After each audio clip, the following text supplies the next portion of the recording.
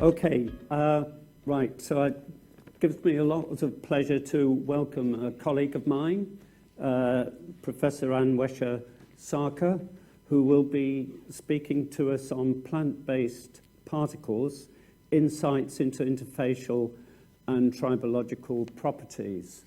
So it's a bit weird being the chair when you can't see the speaker, but I'm sure at some point, Anwesha, you will appear before us. 5 seconds. Okay. But just talk amongst yourselves whilst we wait.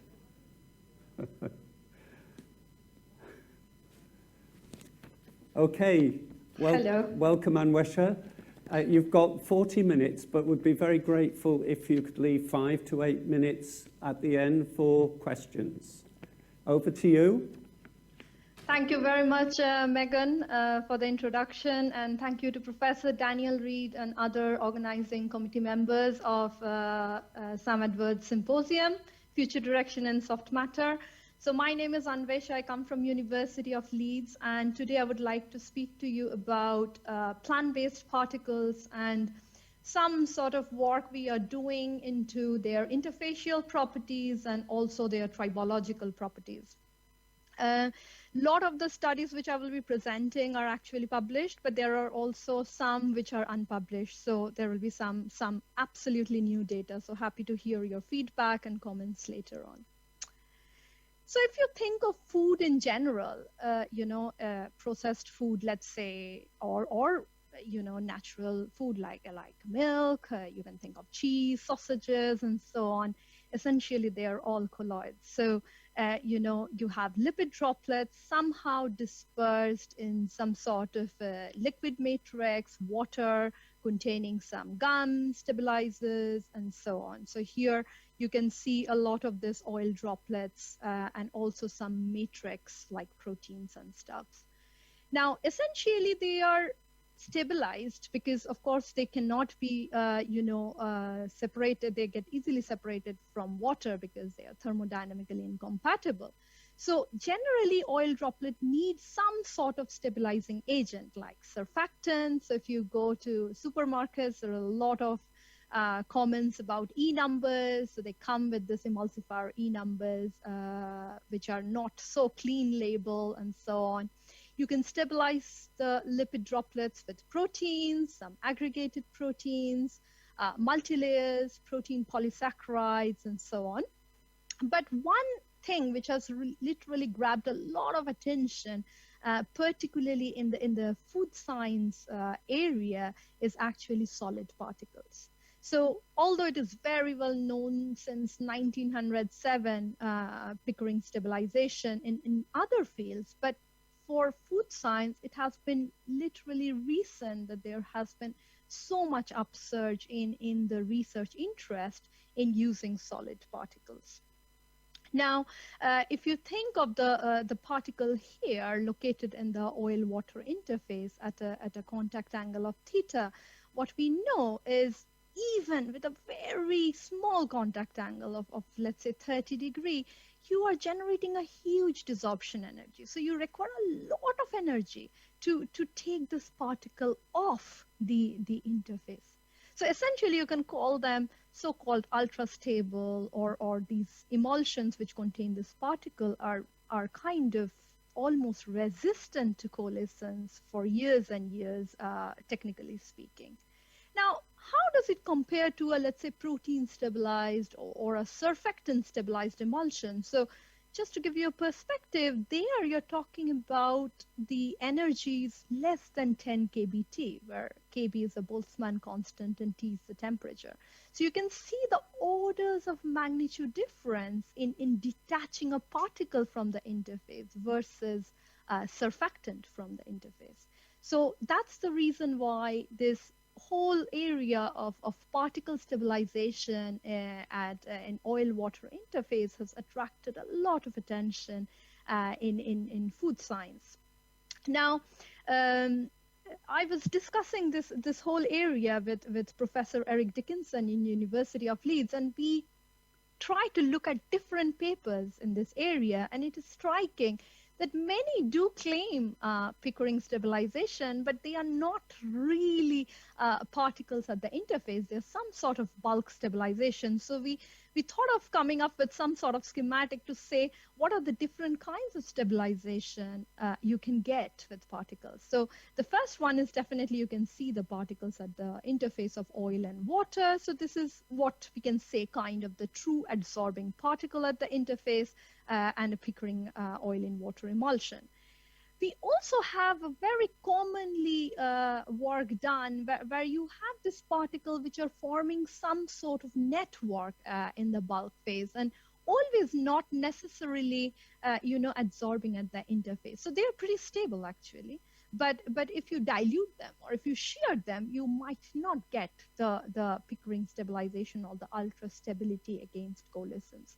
So we thought of calling them more as structuring agent, bulk structuring agent, rather than true particle which is partially wetted by both oil and water phases. And then there are also other ones which are like high internal phase Pickering emulsion, where you have the particles being shared between the two droplets. So less number of particles, but they are shared between the droplets, and also non-shared interfaces where you have the particle where there is actually double layer of particles in between the two droplets. So this is just to give you a schema of what kind of emulsion does exist, and I will definitely show you some example from our lab where we see all this kind of stabilization with particles and also particles which are mostly plant-based. So that brings me to the question on plant-based particle. Alex has given a phenomenal presentation on sustainability. Particularly, we were very interested on using plant proteins. And just to give you a perspective on that food colloid scientists wanted really to refrain from using plant proteins a couple of decades ago. The reason being they're very difficult to work with, they are very limited solubility, they have a complex structure, they tended to self-aggregate and also associate with polyphenols. Now, of course, these are very complicated things when you think of working with them as an interfacial material, because you necessarily want things to be perfectly soluble, going to the interface properly, not self-aggregating and so on. But of course, there are a lot of good things of using plant-based particles, like, of course, low energy consumption, land usage, hypoallergenicity, and a huge increase in the vegan population, ethical side of it, and so on. But the other issue which comes with most of the plant-based materials is the sensory perception. So there are a lot of astringency or dry mouthfeel associated with this kind of system. So we need to be aware of the consequences when we deal with the sustainable plant-based materials. So we thought of first understanding what is the space, what is the landscape, what kind of particles people are using. So we did a review in current opinion in colloid science, and we saw that if you think of oil in water emulsion, there are quite a range of particles that has been used in the literature. So you have direct bio-derived particles, like a lot of this gliadine protein-based systems like zein, caffeine, hodine, and so on, which can be directly used from the nature without much purification. Then you also have these complexes. So as I mentioned, the usually, which was a problem, that protein complexes with polyphenol and form particles was restricting colloid scientists to use these plant proteins to make emulsifier, is actually now acting as a blessing, because these protein and polyphenol like zein and tannic acid can form complexes which can access nice particle, which can go nicely to the interface. There are also other studies done, including ourselves. We have worked a lot on this, and I will present you a few results from our lab, is microgels. So essentially, we don't have the biological material so useful, so we try to convert them with some sort of physical treatment into microgels. And in our lab, we have worked on pea protein microgel, potato protein microgel, and from Hull, Professor Bink has worked on peanut protein microgels, and so on. If you look at the water oil interfaces, you can see the population of particles used is very limited because of the obvious reasons. It's very difficult to disperse particles in an oil phase at first. But in our lab, we have done some exciting work with polyphenol crystals and complexing them with some protein or microgel. So I will again share with you some results related to that. But there are also other work like modified starch, modified cellulose, nanocrystals, lignin, and some sort of polyosomes. Now, before going to the case studies, I would like to show you why I'm also interested not only in the interfacial properties, but also in the oral tribology. So if you think of food, essentially whatever you do, colloid science, soft matter science, but you have to eat the food, But when you eat the food, it is broken down in a multi-scale deformation pattern from, millimeter scale, centimeter scale, to eventually maybe even nanometer scale residues, depending upon the kind of food you eat. Now, we did some experiment in our laboratory where we collaborated with School of Dentistry in University of Leeds, and we took tongue masks. So masks where we were taking impression of the tongue to really understand how does the tongue surface look like. And this is very striking that if you see of a human tongue surface, they contain all these bumps, which are actually fungiform papillae, and a lot of these pillar-shaped materials, which are filiform papillae. So interestingly, they are all, hundreds of micron in size, and many of them, particularly the filiform, do not contain any taste bud. So they're essentially not contributing directly to taste. But they are contributing to friction in the mouth. Now, if you think of the body of work which has been done since ages in food science, is all about bulk property, that is rheological parameters, when this papillae are not in touch with the upper palate of your mouth. So essentially, the fluid and the fluid dynamics is dealing and contributing to the whole phenomena in terms of perception. But when you start eating the food and you have consumed a lot of food and only a very thin, let's say nanometer or molecular level thickness material is remaining in the interface of the tongue and the palate, it is actually not only the food, but also how the food interacts with the oral surfaces does matter a lot. And that is where tribology comes into picture, which is a science of friction and lubrication. Now, it is always important to understand that what kind of deformation does exist when you think of these papillae. So this is a work done by Lauga et al. From Applied Maths Department, I guess, in Cambridge.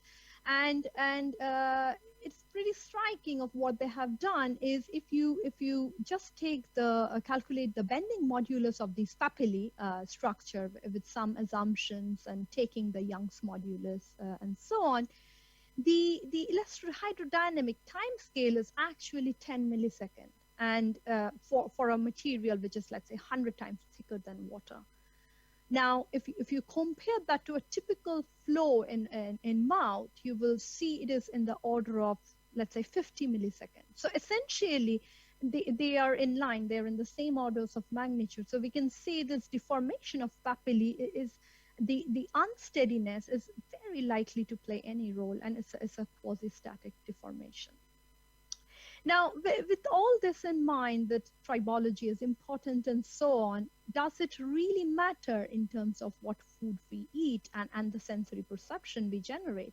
So here is an example of many of the work which we did actually, and we found that there were many particular parameters of sensory evaluation, like smoothness of a cheese or yogurt, creaminess, tastiness or grittiness in terms of certain gel particles, and astringents in particular have some correlation with either reciprocal of mu. Mu is the friction coefficient, or is directly proportional to mu. So essentially, friction does play a key role in what kind of perceptions we generate in our mouth, depending upon the time period, time scale, and also the length scale of the material which is existing in the mouth. So with this, I would like to present you three case studies. The first one is on pea protein microgel at oil-water interface. The second one is on oral tribology of the same pea protein microgels. And the third one is on polyphenol crystals, but here it is on the water-oil interface. So let's start with the pea protein microgel at oil-water interface. So this work is done by Shuning Zhang, our PhD student. She is currently presenting her data in the ECIS conference virtually at Greece. So the question for us was simple. Firstly, we wanted to use pea protein to stabilize emulsions, and you will see in a second that they are very difficult because they precipitate like anything, so they are not soluble enough. So can we modify pea protein to serve as a Pickering stabilizer? And the second question was, we want to design all this emulsion to deliver something to our body. So particularly, we were interested that the emulsion remain intact in the gastric phase, so that they deliver some kind of nutritional material to the intestinal phase. So the question was, does this pea protein stabilized microgel emulsion, does this pea protein based Pickering stabilizer provide stability even in the gastric phase? So as I mentioned, pea protein, you get it as a concentrate from the supplier. It's pretty notorious. It sediments quite a lot, very limited solubility, 30%. But what we did is we cross-linked it at a high concentration of the material and sheared it. And that resulted in pea protein microgel. And you can see it's a pretty stable dispersion. And you can generate particle size of 200 to 300 nanometer, and they are generally negatively charged at neutral pH. And this is how the emulsion looks like. So you have a lot of this particles, the pea protein particles are, microgel particles are actually fluoresced using fast green. Fat droplet is fluoresced using Nile red, and you can see here they are coating the droplets quite efficiently. So how do you do that? You take the pea protein, you heat it so that it pretty unfolds, and then you heat it even further so that there is some disulfide cross-linking, formation of a massive gel, and then you put some shear forces to break down this gel to form these particles, and then you use oil to form the oil in water emulsion. And here you can see a cryo-SEM image where you can see this particle sitting very nicely at the interface, not singly. They tend to aggregate even after formation of this particle, but they stabilize this emulsions. And we have kept this emulsion with some antimicrobial agent for years, and they are pretty stable. So it serves the purpose of Pickering stabilization. Then, because we are interested in how do they perform in the body, and we know in the gastric phase, the pH and the ionic conditions are quite dramatic, and it goes through acidic phase, and a lot of ions are involved. So we try to use DLVO theory to predict the kind of behavior in presence of pH and ionic strength. And what you can see here that except the pink color or the magenta color one, which is here, which is at pH 5, anything below pH 4 and pH above pH 6, they are pretty stable. So the electrostatically induced energy barrier is really sufficient to prevent any aggregation due to van der Waals attractive forces. What happens when we think of the ionic strength? Well, up to 10 millimolar NaCl, we do not see any destabilization, but below that, you have a lot of charge screening effect, and you see that electrostatic energy barrier is not good enough to provide the kind of stability. And here you can see the confocal images of these particle stabilized droplets, where you can see at pH 3, they're a pretty nicely stabilized emulsion, whereas at in presence of 100 millimolar NaCl, you still have the stabilization, but you have a lot of aggregation between the droplets. So they form some sort of bridged network in the system. Now, what happens in the gastric phase? So what we saw is we put the system, and as Alex mentioned, we used InfoGest model to do some in vitro analysis. And what we can observe is that the emulsion undergoes a massive increase in size and D32 and D43 value, and there is also a lot of coalescence. So essentially, the particles are being chopped off by pepsin in our body, and thus it cannot provide the ultra stability which it promised to provide because of Pickering stabilization, because no more its particle is some sort of fragments. So now we thought of, why don't we use another plant-based particle to solve the story? So we thought of using cellulose nanocrystal. And here we had an idea that we will use PPM, which is pea protein microgel, but complex it with cellulose nanocrystal at the interface. And why we use cellulose nanocrystal? 3 reasons. 1, it's undigestible by human body. 2, it is really negatively charged at pH 3. The reason is when you create the cellulose nanocrystal, you do a lot of sulfuric acid treatment, and there are sulfate groups available. And the third thing is these cellulose nanocrystal are pretty much rod shaped, so they add a lot of viscosity effect by effect of their aspect ratio.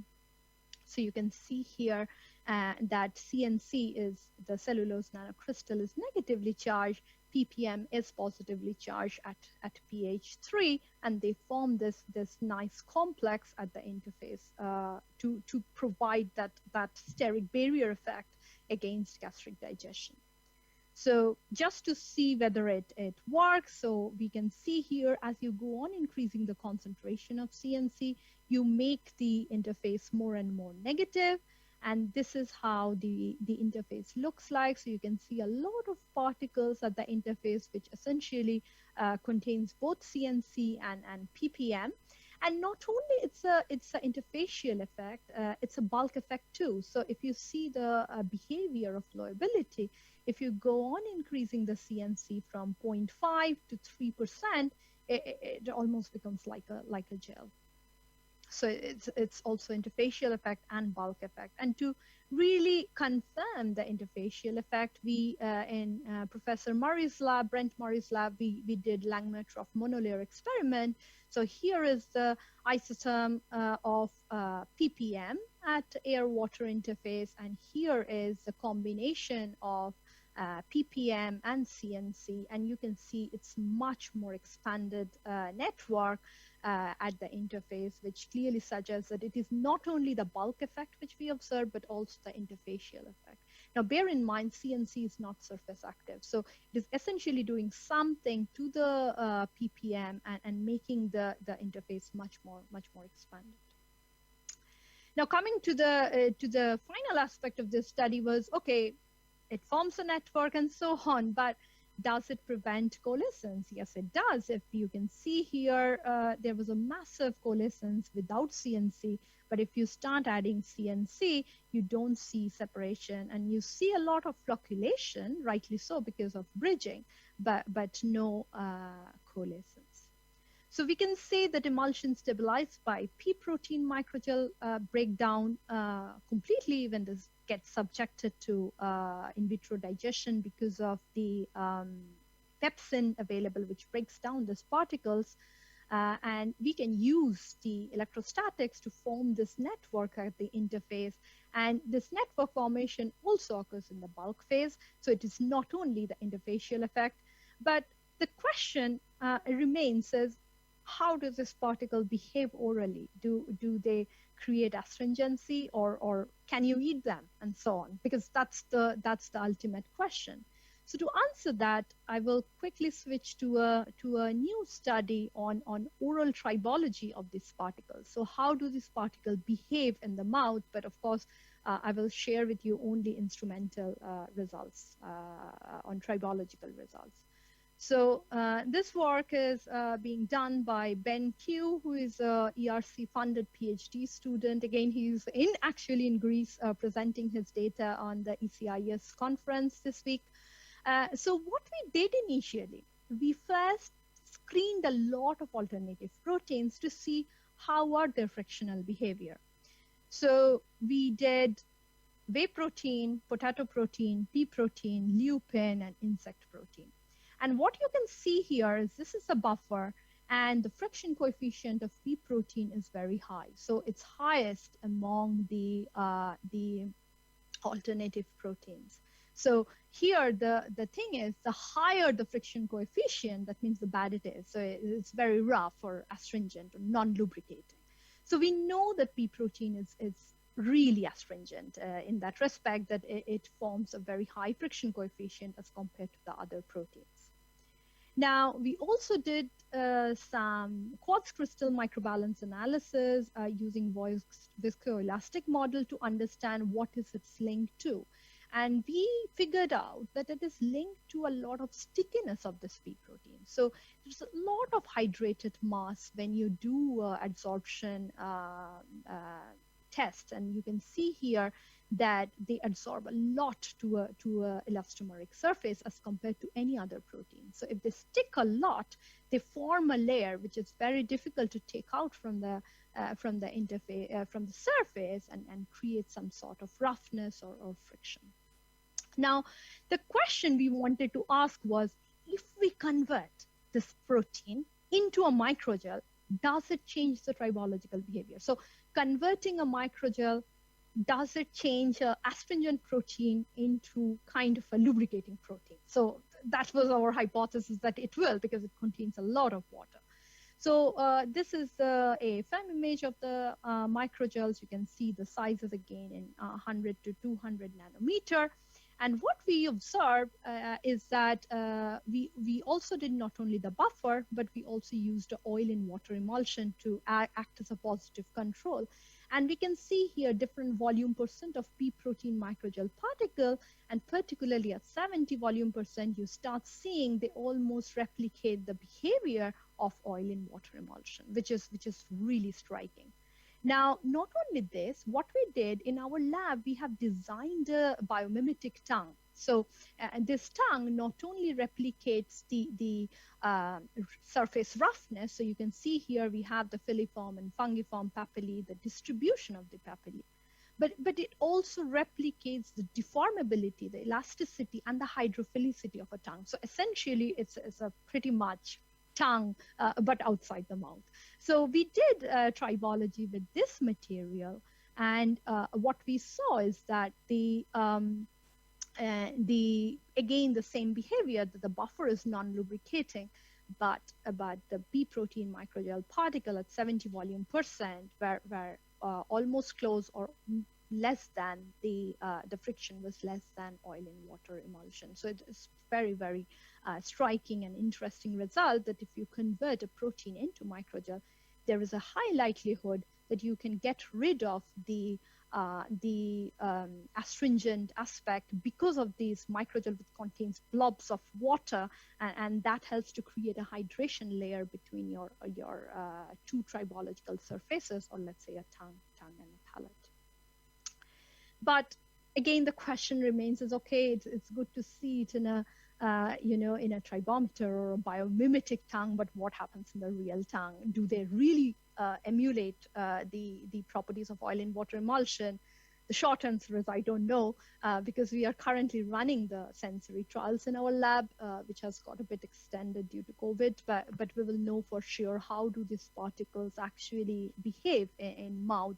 Are they still astringent, or do they have any lubrication performance? With this, I come to the third case study, which is not oil in water, but which is water in oil interface. And here we use polyphenol crystals. So this work is done by Dr. Morfo Zembaila, who is currently a postdoc out PhD student working in a pharmaceutical company in Cyprus. And this was a work funded by EPSRC SOFI CDT combined with some funding from Nestle. So the whole idea was, can we replace fat with water droplets? And the short answer is yes, you can, but you have to use water in oil emulsion. They need to be stable, and it's very hard to stabilize water in oil emulsion.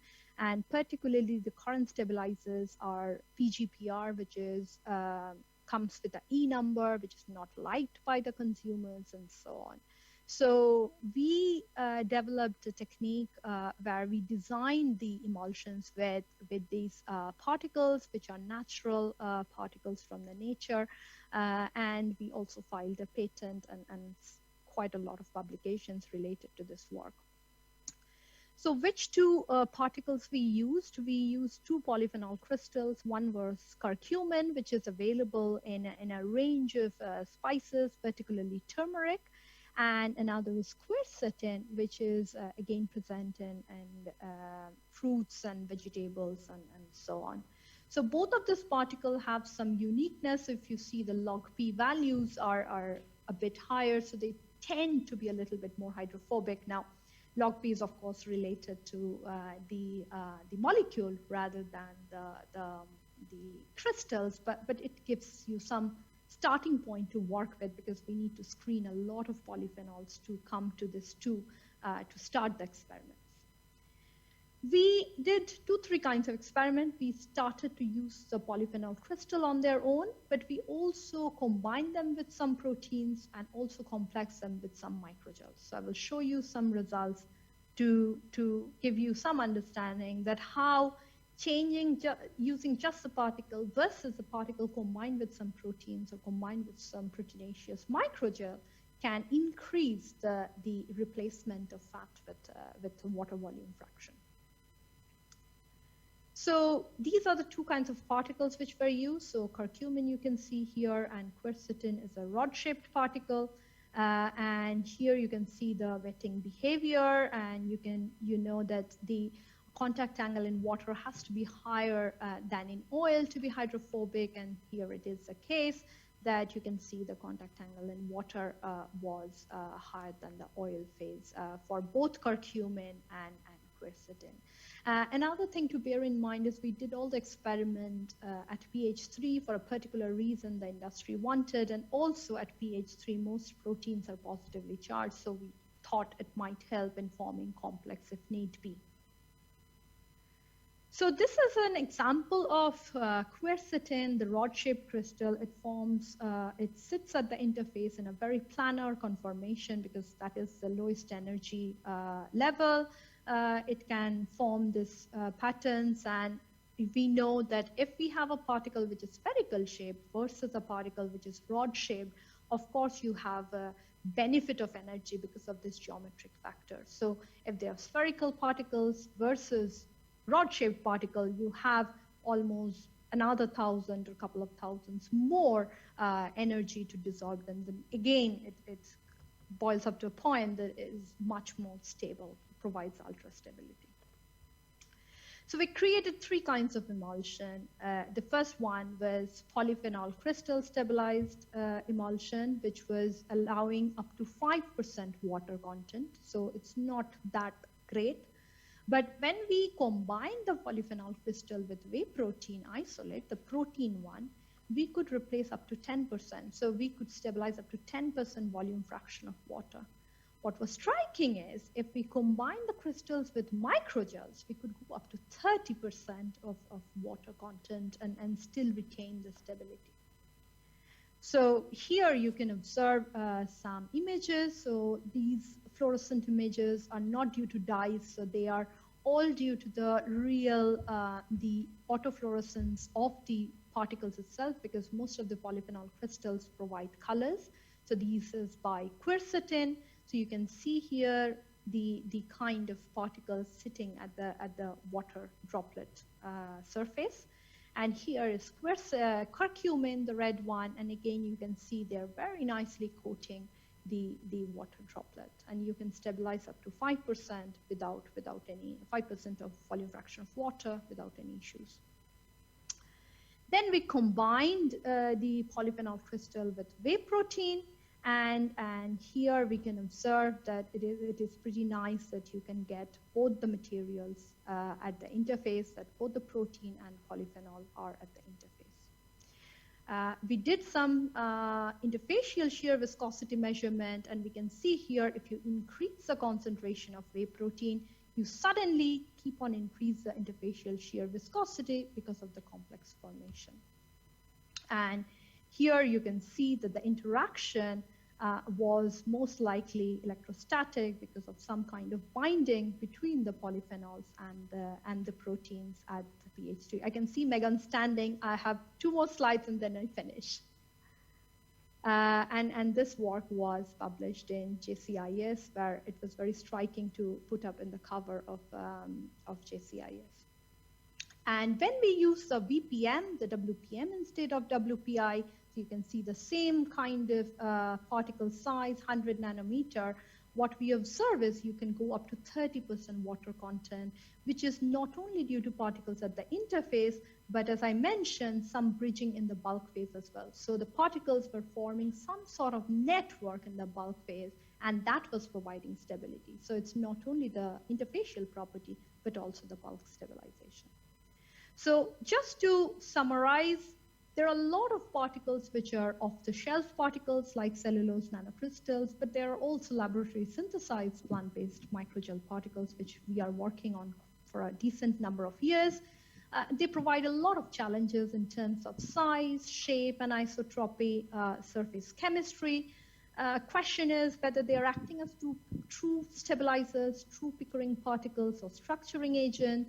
And also microgelation is one of the strategies where you can improve their lubrication properties of otherwise astringent proteins. And finally, the question still lies is how do these particles behave sensorially? So with this, I would like to really thank Professor Brent Murray from Food Science, Simon, Melvin, Ramil, Anne Neville, and Mike Bryant, and also all the funding bodies, and of course my team at University of Leeds. Thank you.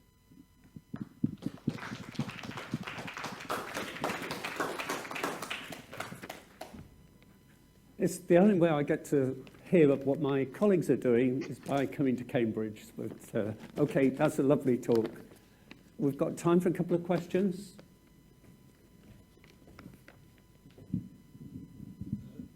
Thank you. That was great.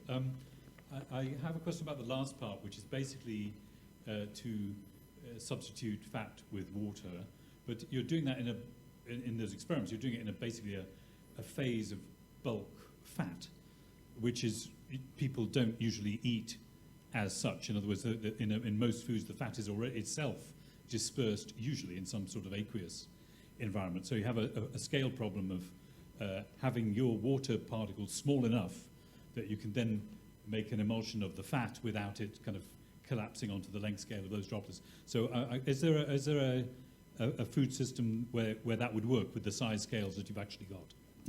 Yeah, so what we were trying to do is, if you think, you're absolutely right, Mike. So we were talking about replacing fat-based emulsion with water-based emulsion. That's the first thing. And the second thing is I can't tell you the exact product which we were working on because of confidentiality with Nestle, but we were working on confectionery kind of material where this will be used as an ingredient of a larger scale other material as well. So it's a large number of matrix in which you will replace a part of it. So yeah. I can almost guess.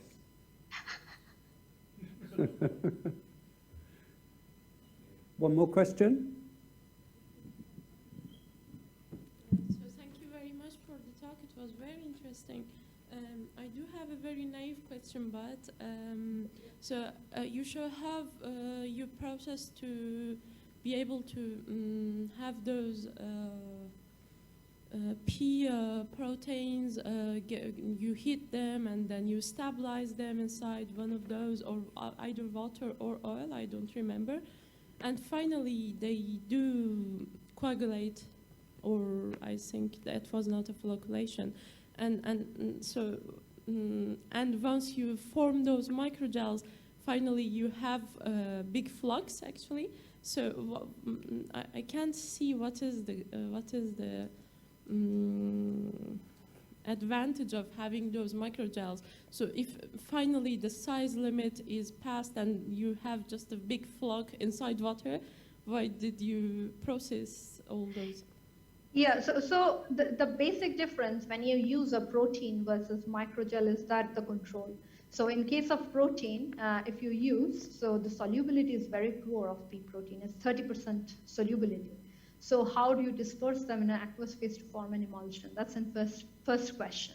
And the second question is the kind of particles you generate, they can actually sediment out, which I showed you in the slide. Whereas when you create this microgel, they contain basically blobs of water. So they essentially form a stable dispersion, which you can help to stabilize the emulsion. So they are making your, let's say, very, very insoluble plant protein into some sort of a solubly blob, which you can use as a stabilizer, one, and two, it can give you ultra stability against coalescence. We are not so much bothered about flocculation here, we are more bothered about any sort of possible ripening or coalescence to have long-term stability. Thank you very much. Yeah. Okay, well, let's just thank the speakers for... Welcome back, everybody, particularly to those online. So, yes, a few announcements then of important things before we resume the session. Firstly, I'd just like to thank some of our sponsors. One is Unilever, another is the Institute of Physics, the other is the Royal Society of Chemistry. The Institute of Physics sponsored the meeting in exchange for which I have to remember the rock star position. The Institute of Physics sponsored this meeting, and in the form of the Institute of Physics Early Career Lecture. So one of our early career speakers is designated each year to be the Institute of Physics Early Career Lecturer, and this doesn't carry a financial reward, but it's a nice line on the CV, I hope you agree. And this year that is Thomas O'Connor, so congratulations to him.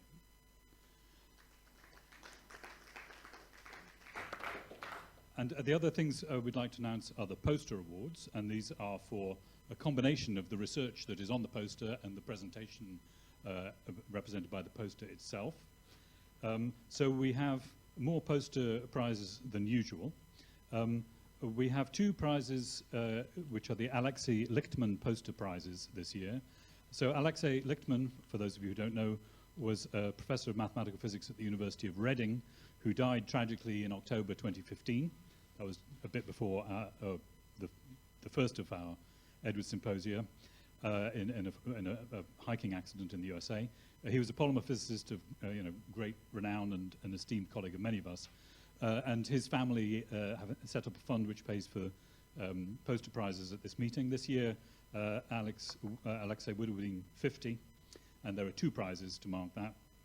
So the first prize will receive £150 and £100 for the second in Amazon vouchers.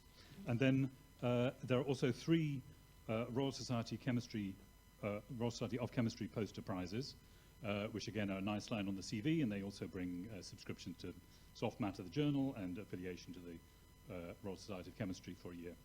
So let me start with the latter. So the three winners of the Royal Society of Chemistry poster prizes this year in alphabetical order are Merin Joseph, Yankai Lee, and Valerio Sorichetti. So congratulations to all of them. Those who are here and those who are not.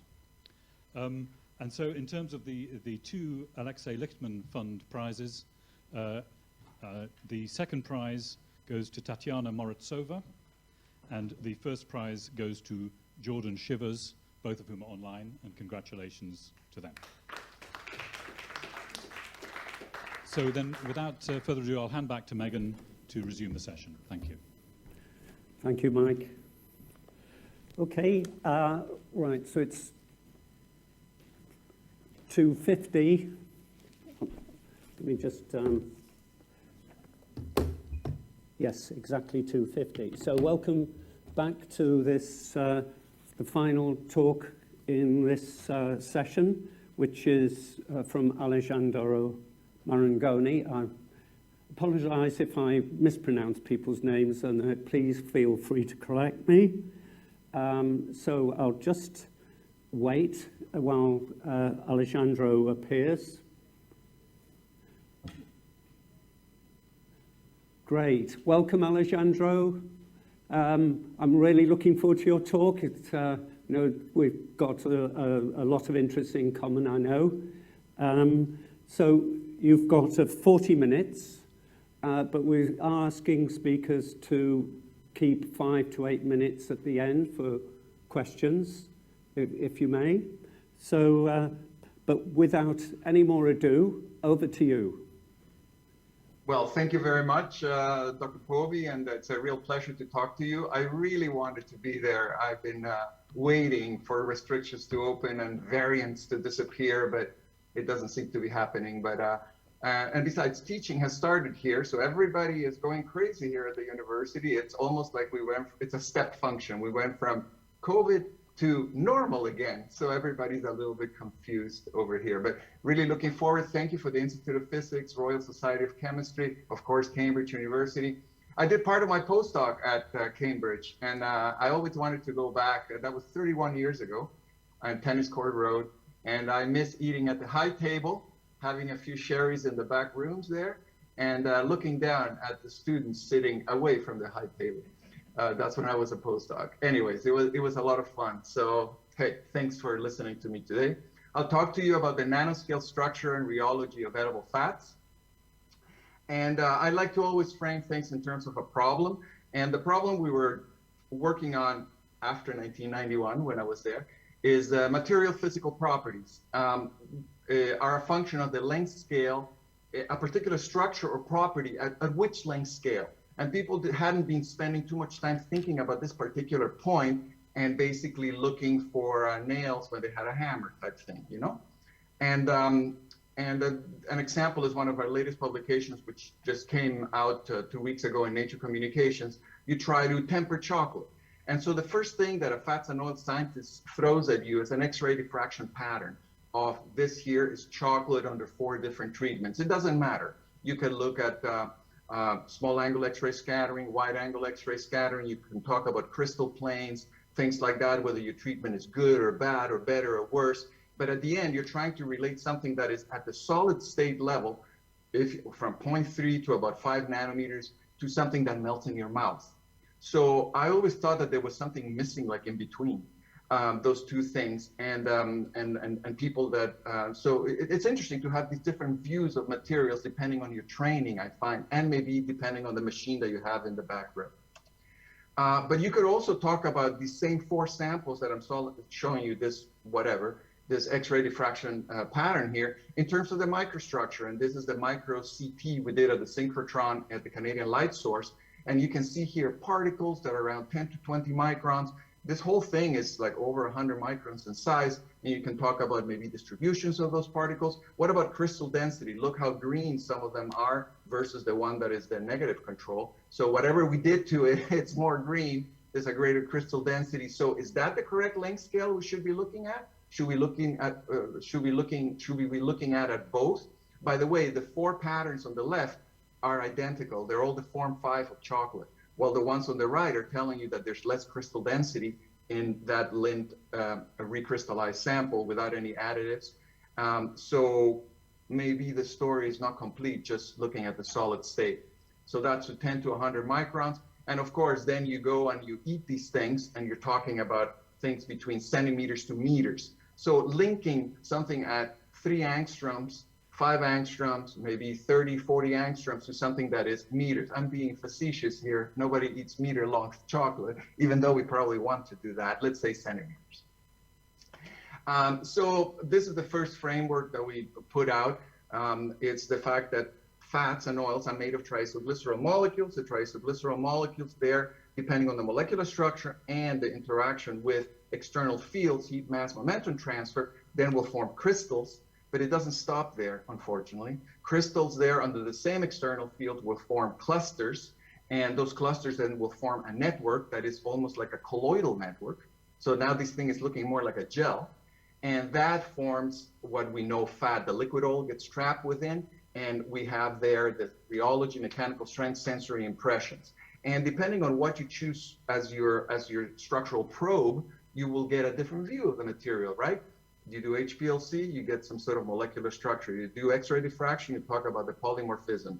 Then there's total amount of solid mass you can do by pulse and MR, and then you take pictures of this thing at whatever length scale you want to, and then you get this microstructural view. So which one of these is related to the top physical properties that we're trying to characterize? So when we came into the field, we knew about this left-hand side here, triacylglycerol molecules, chair conformations or tuning fork conformations. They self-assemble into these lamella, and of course the crystals packed right here in the long fatty acid chains. These lamella are formed, and then there's several of these lamella stacked on top of each other. We understand that from X-ray diffraction. So that would be our view, our mental picture of what that looks like. And then we take a picture under the microscope, and we see all these balls. And it's like, exactly what is a crystal? So I love microscopy just for the artistic value of it. And here you have all kinds of views. I'm not going to go into it because it's a little like nonsensical, something that looks a little bit fractal. Here, what about these sunflowers right here, this sea urchin looking things, or these dandelions over here? So what's a crystal? Are there two crystals in here? What about how many crystals are there here? And that was a question that always stuck to our head. Now, there was early evidence.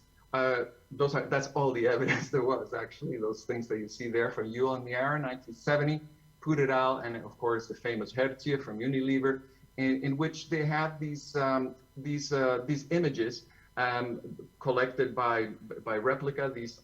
They had scanning electron micrographs of these things, and as well transmission electron micrographs, and something that resembles a crystal with some sort of defined angle.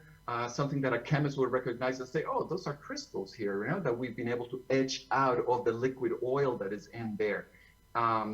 Is this a crystal as opposed to the crystals we see under the polarized light microscope? We did some atomic force microscopy a long time ago as well. And we, based on these ideas, these 3 ideas that were there from a long time ago, published in the journal Food Structure, if you remember, Food Microstructure, disappeared, went bankrupt. So you couldn't even get the papers anymore. And with this AFM in cocoa butter crystallized for 2 years, we could see something that resembled those crystals that we saw at, that's 400 nanometers. This is like 2 microns, and this is 10 microns. And we could see crystals, maybe, clusters of crystals, and then clusters of crystals. Even in something like cocoa butter that you would think it would be more similar to steel, right, with grains touching each other, we still had this hierarchy of structure present in there. And it will depend a little bit on how you crystallize it for the case of chocolate, but definitely if you have a lot of liquid oil, you will get this kind of hierarchy of structures, of something that is a primary particle, let's use that word, a primary cluster, and maybe clusters of clusters. So we're trying to address that nanoscale structure, right? The one in between the molecules, right? And maybe that crystal that was shown to us with those nice replica micrographs long time ago, 1970s. So one of the classical ways of doing that is by doing a width analysis of your highly recommended the small angle X-ray scattering region to prevent instrumental issues with peak broadening. And of course, you got to be careful not to be looking at anything really beyond like 3 degrees 2 theta. Otherwise, you're going to have to correct for width. However, if you have access to that width of that peak in the X-ray scattering pattern, you can use a Scherer analysis, which very simply here with the peak width and the position of that peak, and then the wavelength of the X-rays and some sort of shape factor, you can get what people traditionally call crystallite size. But it's not exactly crystallite size in the case of triacylglycerols, but that's a useful measure of what is happening there. So I told Dr. Nuria Acevedo, who was a postdoc at the time in my lab, please isolate the nanocrystals that should be there. There should be nanocrystals based on what we saw by AFM and what those other guys told us in the 70s and early 80s. So she basically dispersed the fat, high melting fat, so it doesn't get affected by solvent effects too much, right? You can melt away everything. In isobutanol, which is one of those solvents of choice to remove liquid oil and leaving behind as much as the solid as possible, we mix it, we filter it, we mix it again, we sonicate it, we obtain a suspension, and we run and do cryo-TEM on it. And this is what we found. We managed to break apart, disperse the crystals that made up the structure of fully hydrogenated canola oil, almost all tristerin, SSS, and this is what we obtained. And we obtained beautiful micrographs of that. We were lucky enough that under the conditions, temperature, right? Temperature and time, we could still see some edges. We could get the angles, which agreed to the crystallographic angles of the triclinic form of this. I like doing crystallography with a protractor. And there it was in full glory. You could do widths and lengths of these things. And there was even some on their side, which I was like, that's just garbage. But Nuria went in and said, why don't we magnify that and see what we see? And look what we saw. So we actually saw the side view of these nanoplatelets. Here's a few of these stacked together. And each one of these lines is a lamella of triglycerides. That is about 4.5 nanometers in size, each one of these things. Again, I love doing structural chemistry with a ruler. And so with the width of these things, here's the cryo-TM. It was about 4.23 plus minus 0.76 with a ruler. And with the XRD, we obtain, of course, a small angle X-ray reflection at 4.5 nanometers, which corresponds quantitatively almost to the size of these gaps there. If you wanted to be really geeky, didn't have anything to do on Friday night, you could take one of these images in Photoshop and of course ask the Photoshop to do a fast Fourier transfer in this direction, and you see a periodicity, a spatial periodicity, and look at that number, 4.53 angstroms from this micrograph, which is pretty darn close to the peak of the small angle X-ray unit for the size of the lamella. I mean, this should be in a textbook somewhere, right? So our crystallite size, as you will see, what it was reflecting, because we were analyzing the 001 reflection, which is basically the associated with the length of the long axis of the unit cell, it is really the size of the lamella. So that's what the information we get from a Scherer analysis is, the size of that lamella, not the crystallite size. We cannot access the length, it's just too much. And here's some more pictures for your viewing pleasure of these things that we took. Look at the stacking of these lamella. Again, over and over again, we obtain a lot of very nice pictures of this. So our structural hierarchy in 2010, the one I showed you before was 1991, was a more pictorial one in which we have lamella, we have crystals, we have what the domain size is actually telling us. Then we would like to understand how these nanocrystals end up being like a large aggregate. That is what you see under the polarized light microscope. And then we were thinking these aggregates according to colloidal theories, right? I mean, they form a closed pack system, filling space, trapping oil, and that's your fat.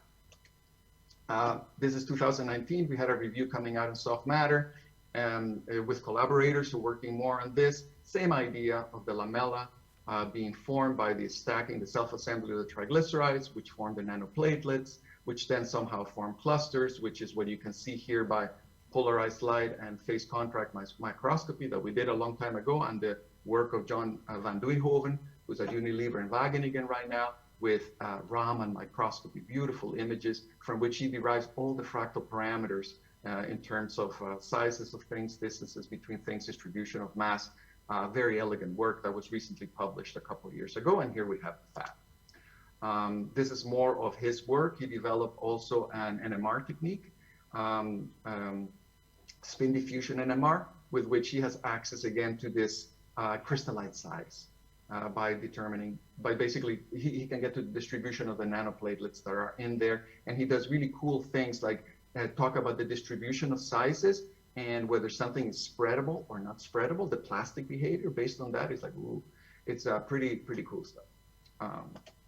Now, the interesting thing is that the fat crystal network nanoscale is strongly affected by supersaturation and external fields and additives. So all of a sudden we get like changes that are not like 2% changes in the size of a microscale object. They're like huge changes at the nanoscale, depending on things like supersaturation. If we have 30% solids, 50% solids, or the neat material by itself, look at the size difference in the nanoscale crystal sizes.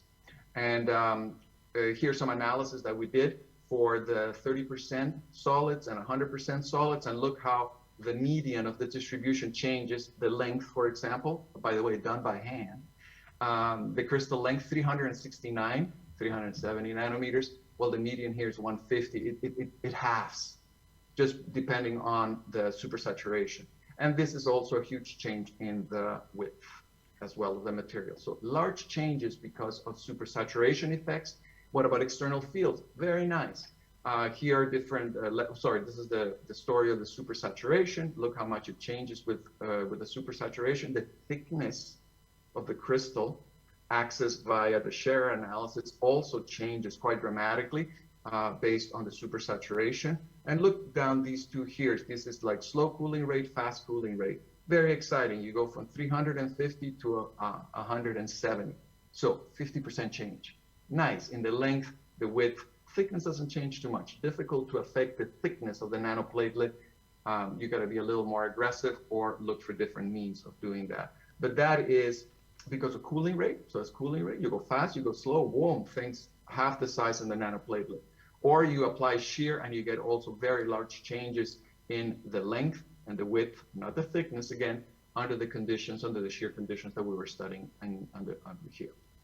So large changes. So all of a sudden, maybe, if we're lucky, we have now a structural probe for a particular structure that we want in order to achieve a certain functionality. You can get there to this particular endpoint either by cooling rate or by shear rate, which is nice to have. A closer look at shear rate, there are all kinds of effects that started coming up when we started looking at the nanoscale. So this is a rotator. So it's like a tube with a scraper that goes around. So there's a temperature of the wall, and as well there is a shear rate. So here's the wall temperatures, -10, 0, 20, or no, I mean, don't turn the blade on, or 32nd to the -1, or 242nd to the -1. Relatively low shear rates compared to what you see industrially. However, we looked at the microstructure and we isolated all of these nanoplatelets, which is a pain, by the way. It's not very practical, in order to characterize size and size, basically. And so here are some of the interesting effects. And let's look at just 20 degrees Celsius just to make it quicker right now. Under static conditions, you get that size of about 350 nanometers. We increase it at 32nd to the -1 and we have a gigantic growth.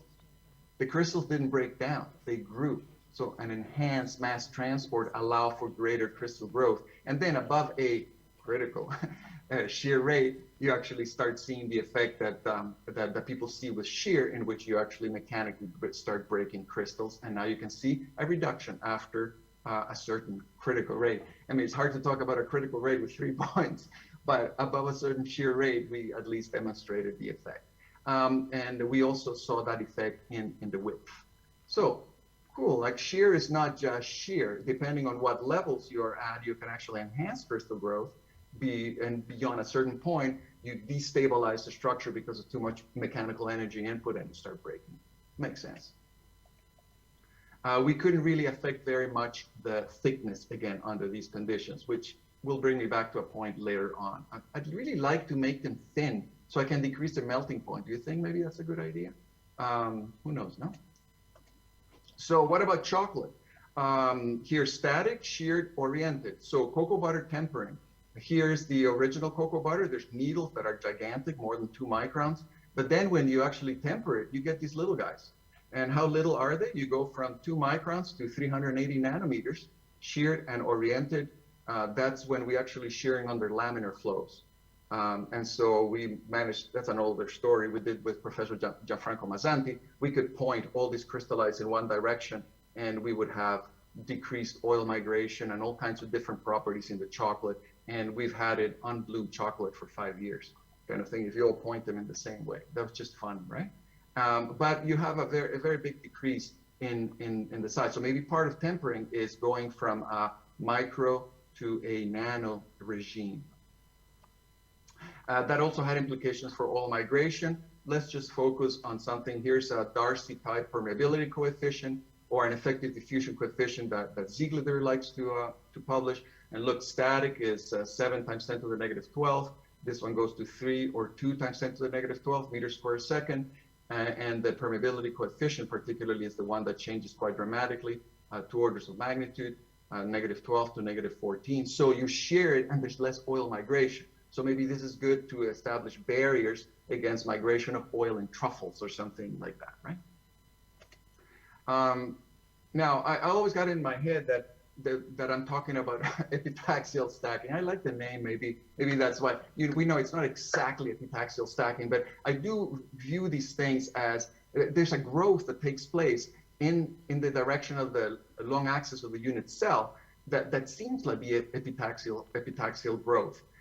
So you have all these multi-layers of the lamella, and who knows, maybe we can actually combine, mix and match ones of different molecular natures. Maybe that's how a lot of these triglycerides mix in the solid state. It's not by isomorphous replacement of the molecule, but maybe we have layers of different molecular compositions epitaxially stacked on top of each other. Anyways, crazy idea. But one of the work we did is try to consider this growth as surface nucleation, as opposed to screw dislocation growth.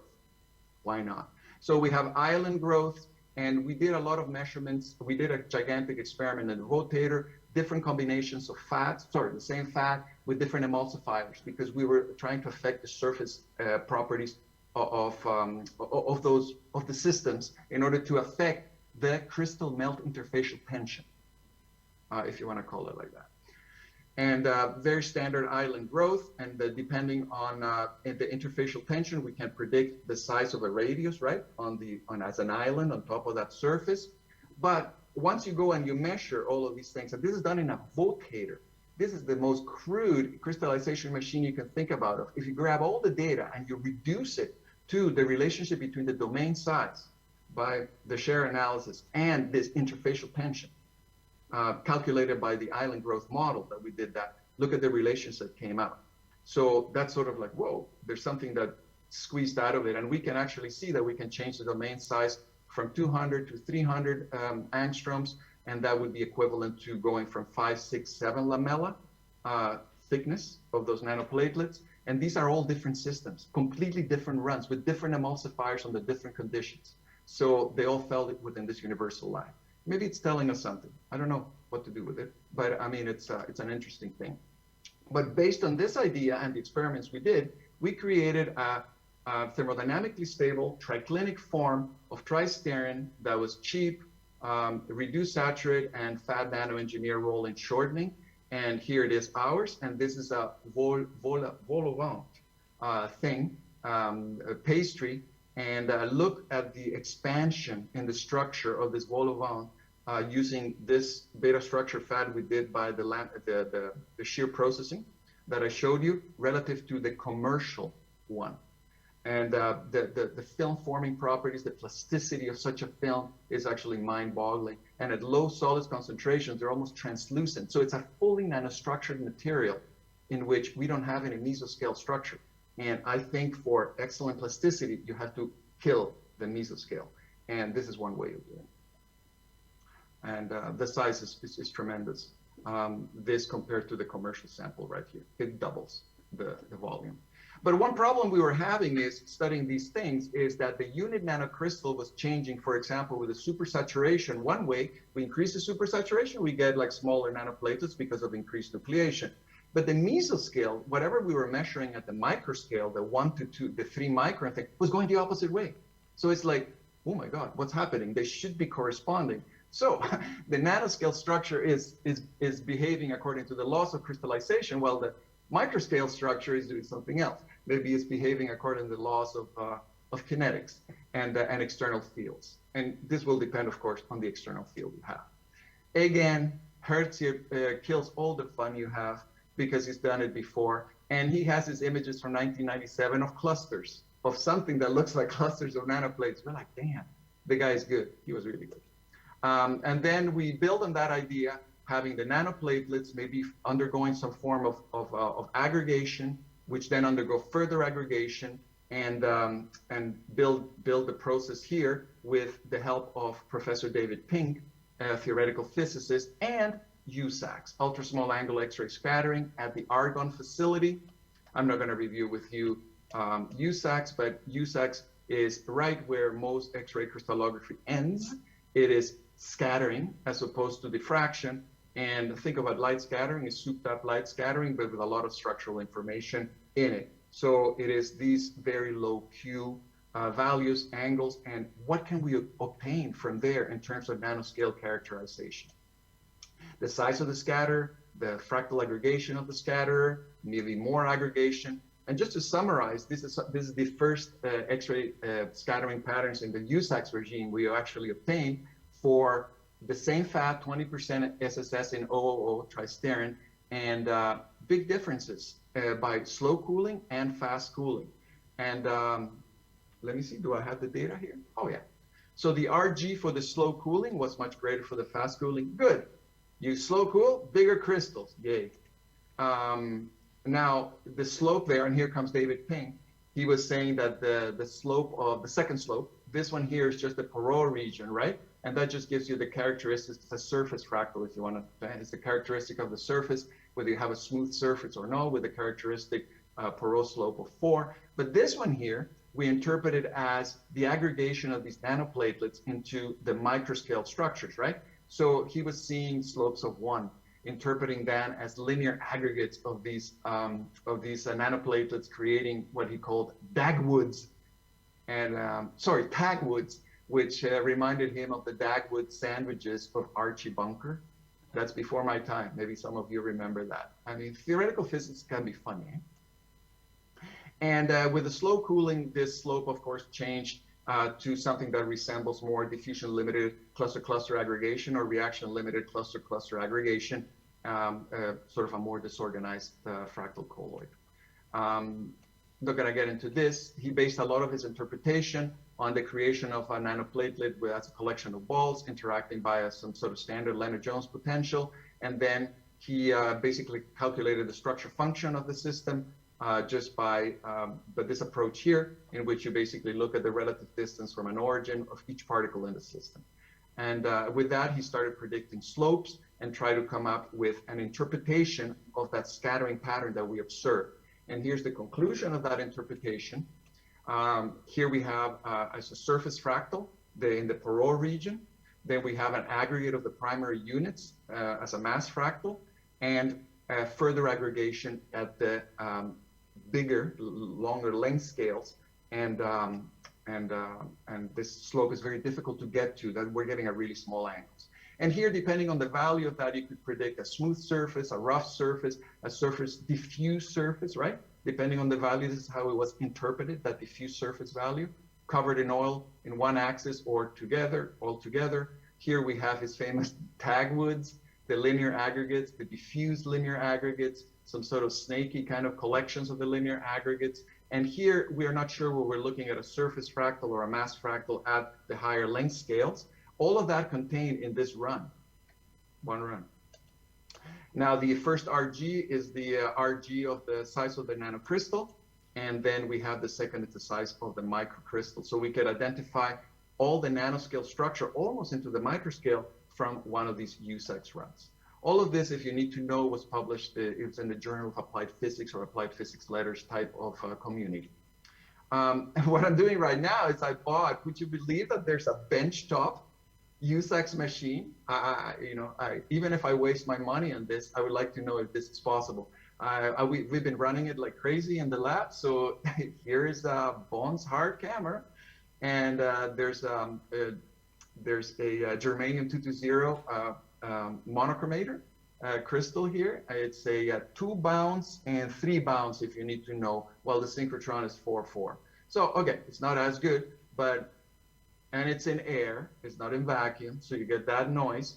But we're getting scattering patterns for the different fats that correspond very closely to the synchrotron values. Of course, the analysis is completely different than the one we do. Here's just the sample minus baseline, de-smear it, and fit it to an exponential function and get your RG from that.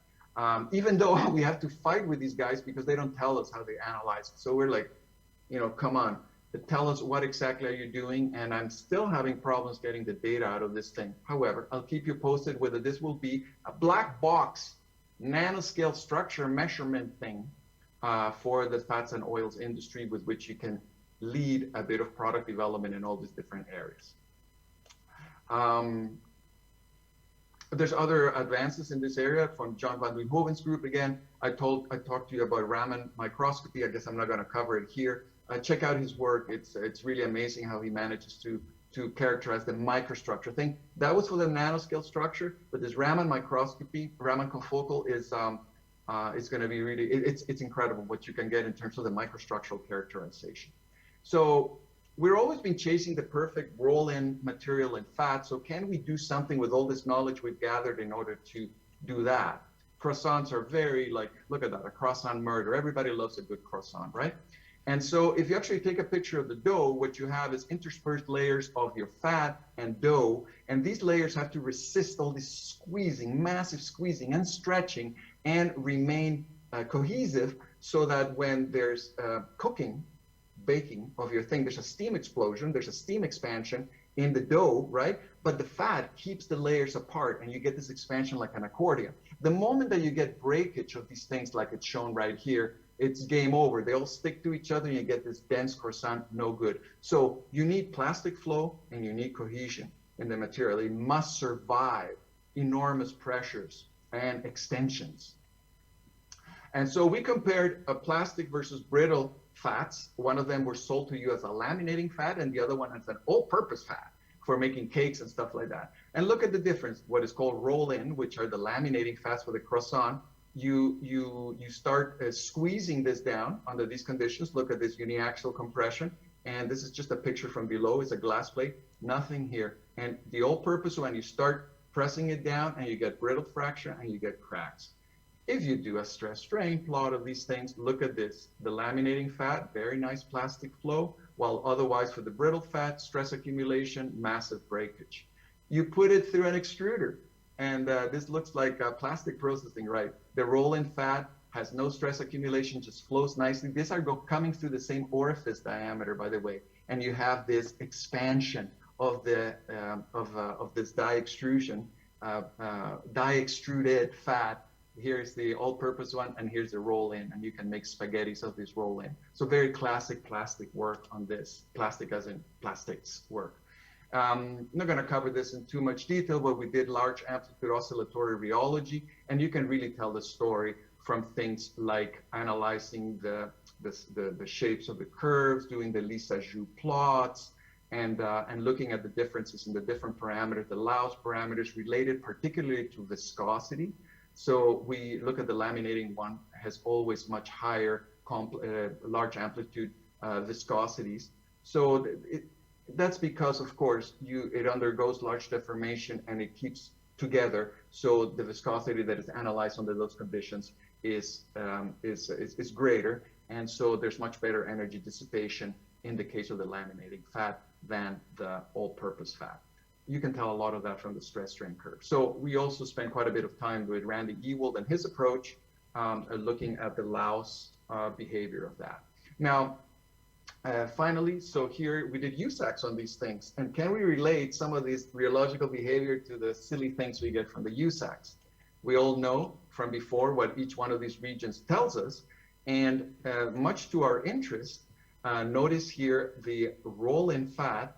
Look at the side, the RG1 is 50 nanometers, while in the all-purpose fat, we're like, it didn't have that particular length scale, or it was much, much greater. So notice how you have three length scales in the laminating fat and only 2 in the all-purpose fat.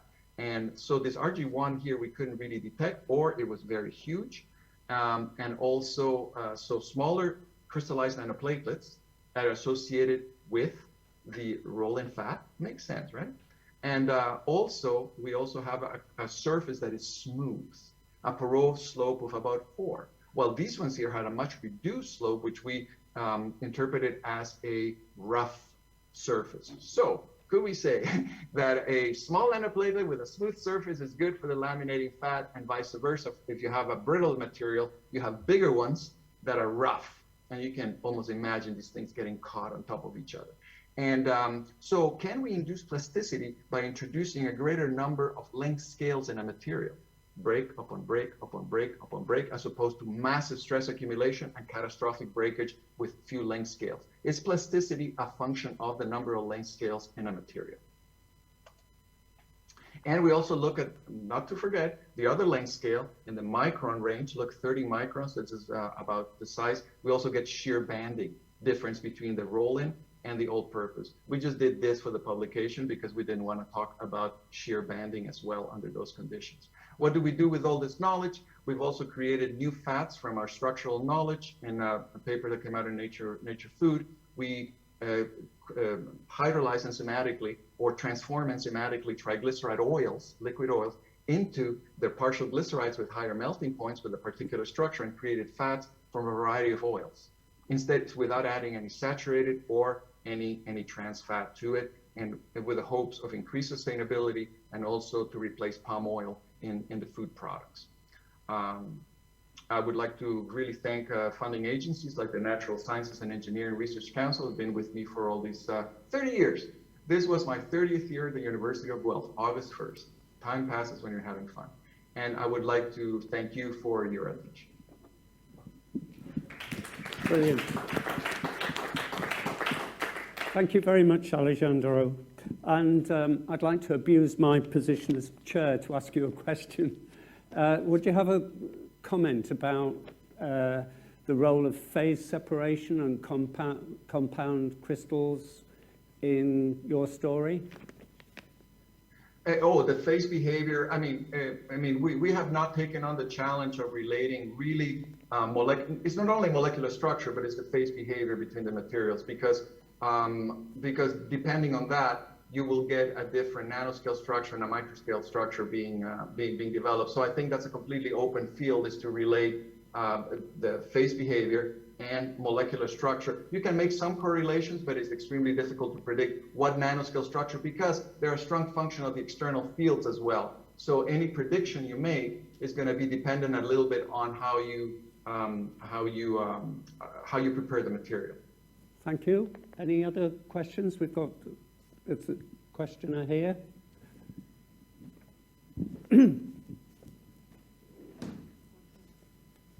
Hello, Anton Suslov, University of Bath.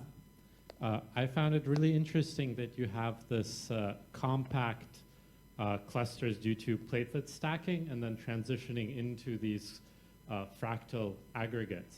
Do you know what the mechanism is that sort of determines the separation, whether it's small enough to stack or whether it'll make a fractal? To tell you the truth, I still have some debate about the linear aggregates that were predicted by the slope of 1 and the fractal interpretation of it. I always understood these things as, but there's, you know what? We do not understand what is holding these particles together, because you saw in some of the cases, right? There was quite a bit of stacking of the nanoplatelets one next to each other, and one of the things that comes to mind is it will depend very much on the mixing and the rate. So we don't it seems like under very rapid cooling conditions you get these linear aggregates, and you can see that at different length scales. I would almost have predicted that and also another piece of information is that these things are never more than like 7 lamella in size. So they grow to a certain point, and then it's too energetically expensive to keep on adding these lamella on top, and there's a new nucleation event. So I think that it's really dominated by nucleation. When you have enormous supersaturation and these things are growing, they reach a certain size, and then there's surface nucleation on it, and just keep on going, but as discrete nanodomains. And they seem to be highly templated in that direction, hence the surface nucleation. So, and when you decrease the cooling rate, now you have more time for maybe movement and the creation of more open structures, and that will then, depending on that movement, early on, then you'll start creating the fractal structures. The exact mechanism, the exact forces that are determining that, no. Thank you. I can't see any more questioners, so what, if you... Oh, sorry, over here.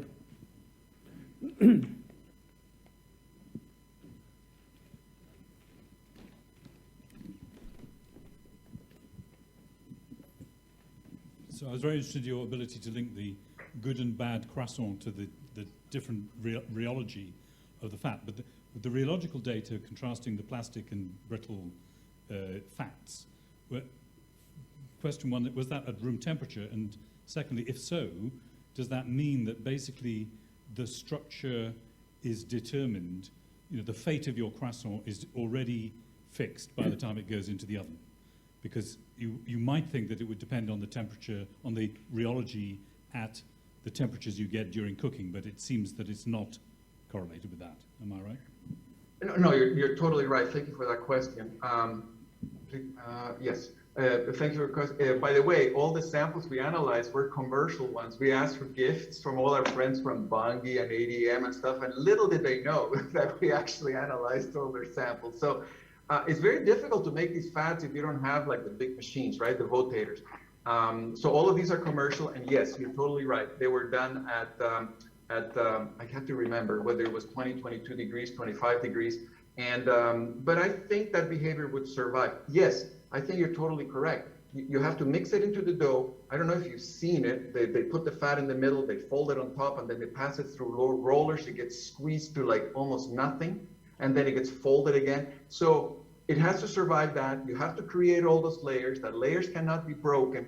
And then you create your little bread, right? And then you bake it. And then really when it's baking, all that fat is gonna be liquid. So you have fat with these liquid layers in between. So whatever structure you made before is the structure you get, I think, at the end, unless you burn your bread, right? Your croissant. But yes, you're totally right. That comes from the actual kneading and laminating process before that. So if you ruined it over there, you're probably gonna get a low quality croissant. Brilliant. Okay, I think if we can move now, if you mind staying for the panel discussion. And so thank you very much for your talk. And thank you to all the speakers this afternoon as well. So the panel will be partly physical and partly virtual. So if I can invite the panel members who are here to come and join me up here and on these chairs. So it's a bit like question time. Which seat do you want? I'm sat here, so I shall. You can Have a seat. sit Okay. wherever you like. Well, you've got a binary choice, actually. Okay. Well, first of all, whilst we're waiting for the virtual panelists to join us, and I need at this point Oh, actually, we moved them. Where was the the cameras? my computer. Hello, Yeah. hello. Okay. We have the disadvantage here.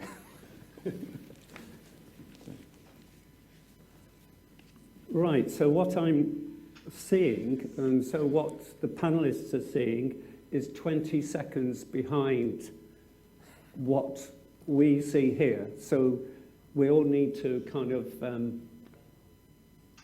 sorry, I'm getting, they're live. Oh, right, oh, good. Maybe you maybe are better off rotating your chair, as I said, because then you'll get them in real time.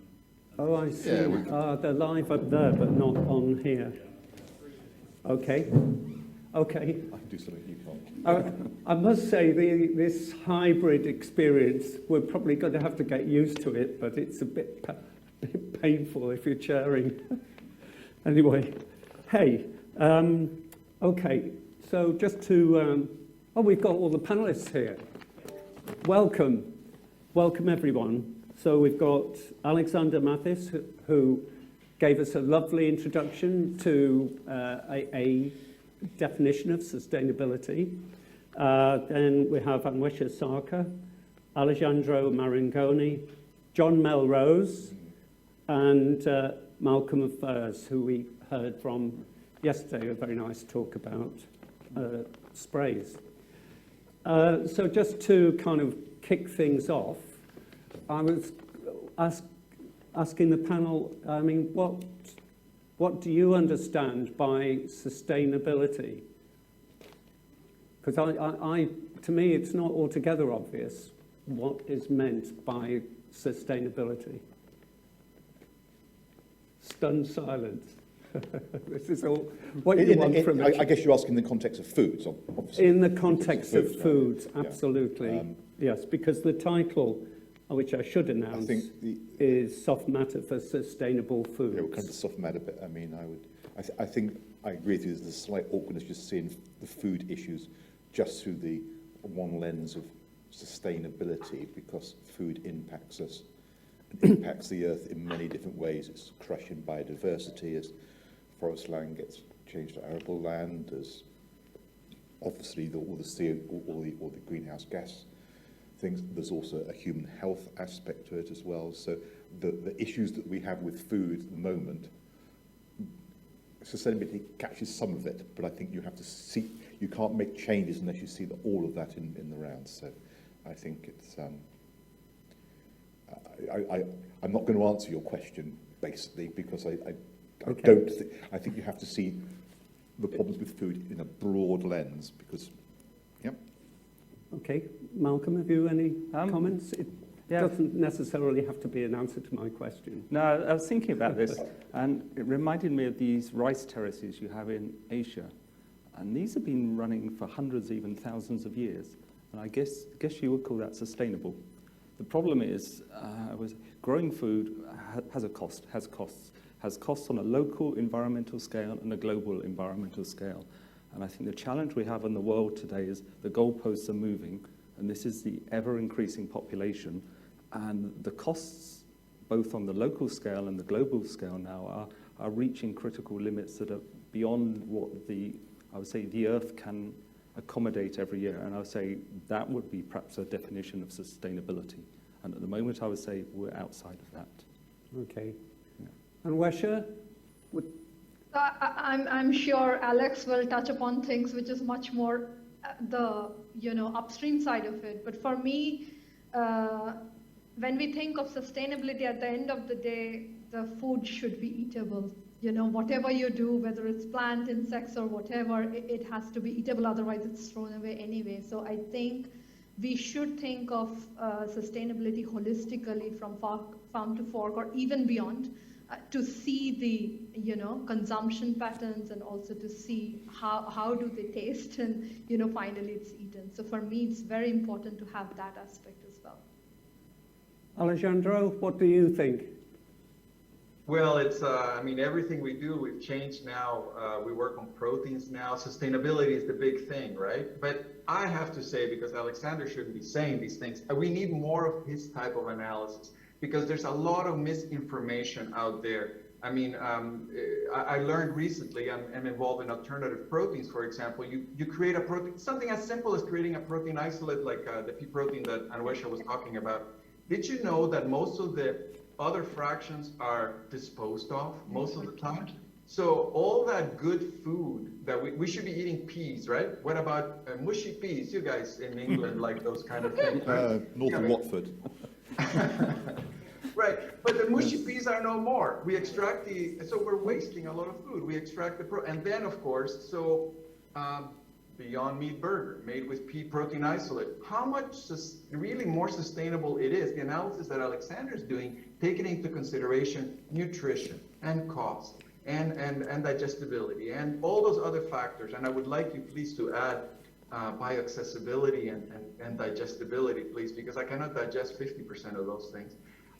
Needs to come into the question so we can make a real difference. So when we're eating one of these burgers, one of these diet cheeses, we actually know what the real cost of that is. Is it, like Megan was saying, is it more sustainable? Is it really more sustainable considering all the factors that we're talking about, or not? Because I think the time for pretending we're more sustainable is finished. We have to be more sustainable. So please, Alexander, keep on working on these things. So Alexander, over to you. And I'll just comment that your diagram about technology readiness level, the dip is called the Valley of Death, and some of us spend a lot of our lives there. Sorry. Yeah. No, Megan, thanks very much also to the previous speaker. I can just confirm, sustainability we can easily talk about the whole day. And I join all the previous speaker, especially there is a lot of misinformation. And then it's, I think especially then it's also up to us to bring in information, objective information. We need to quantify the aspects more detailed. And there are means available for environmental sustainability of products and services. There is an ISO norm, life cycle assessment. Of course, I suggested a multi-indicator sustainability assessment to make it a fair comparison, but we don't have all methods available, and especially we don't have all the data available.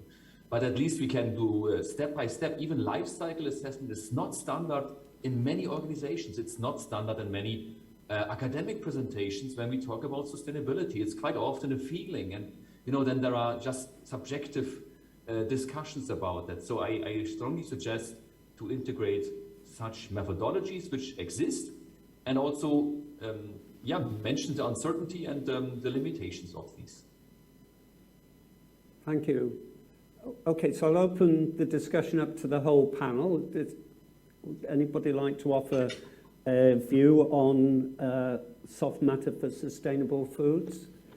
It does strike me in terms of working with proteins, it is quite a challenge.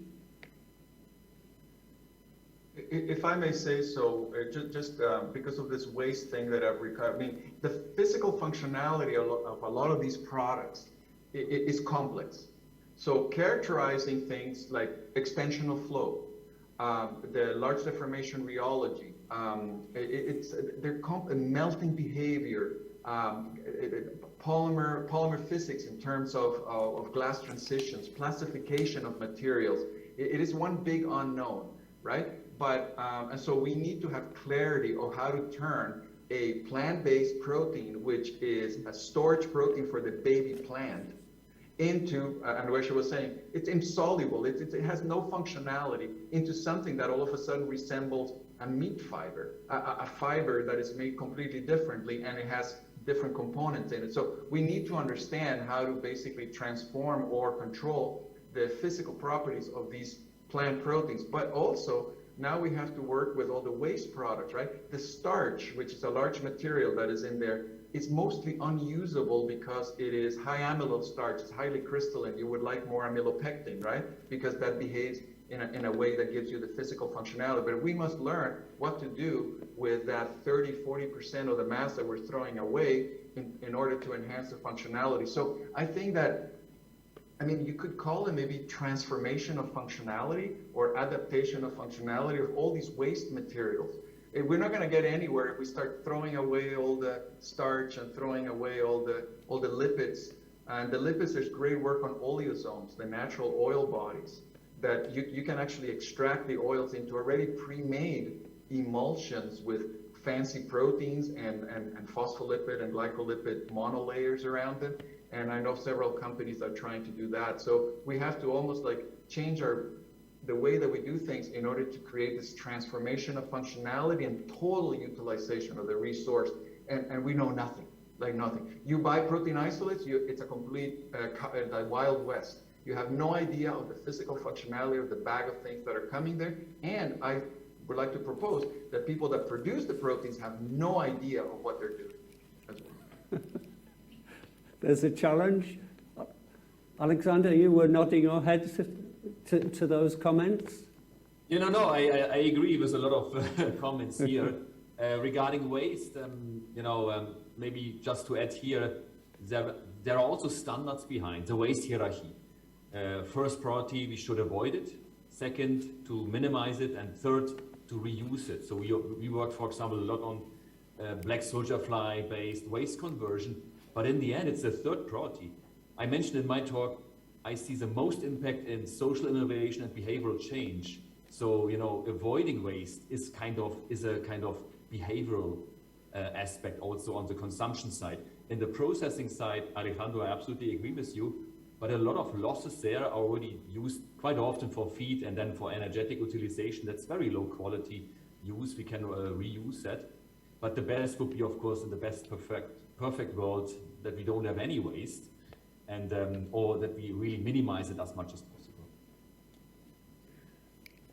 I think just to add on, Megan, to that is that I think it's a beautiful time and space for soft matter scientists, because we have got a range of tools, some of which Professor Marangoni already presented on USACs and stuff, but there are a range of multi-scale tools we can use now which were not available previously, and also to see things in a messy world, as again Alejandro said, that rather than extracting protein isolates and buying them, we are working with a company, again I can't name them, but with a much more messy material containing fibers, mucopolysaccharide, all together it's a complete mess, and the first thing we do is put it under a very high resolution fluorescence microscope to see how the structure is, and go down and down, do some Raman and so on. So I think it's a very interesting time for colloid science and soft matter in general,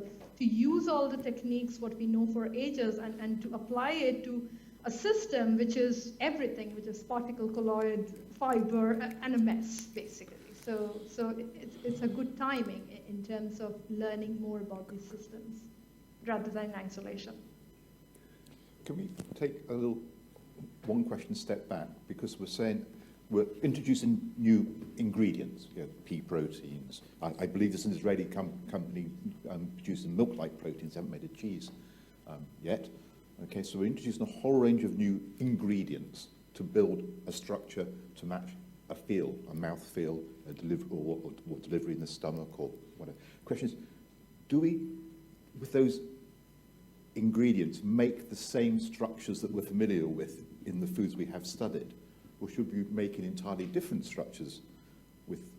So it's the whole question of relationship between rheology and structure. We want to match a rheology. We know that we can get that rheology with a traditional food structure.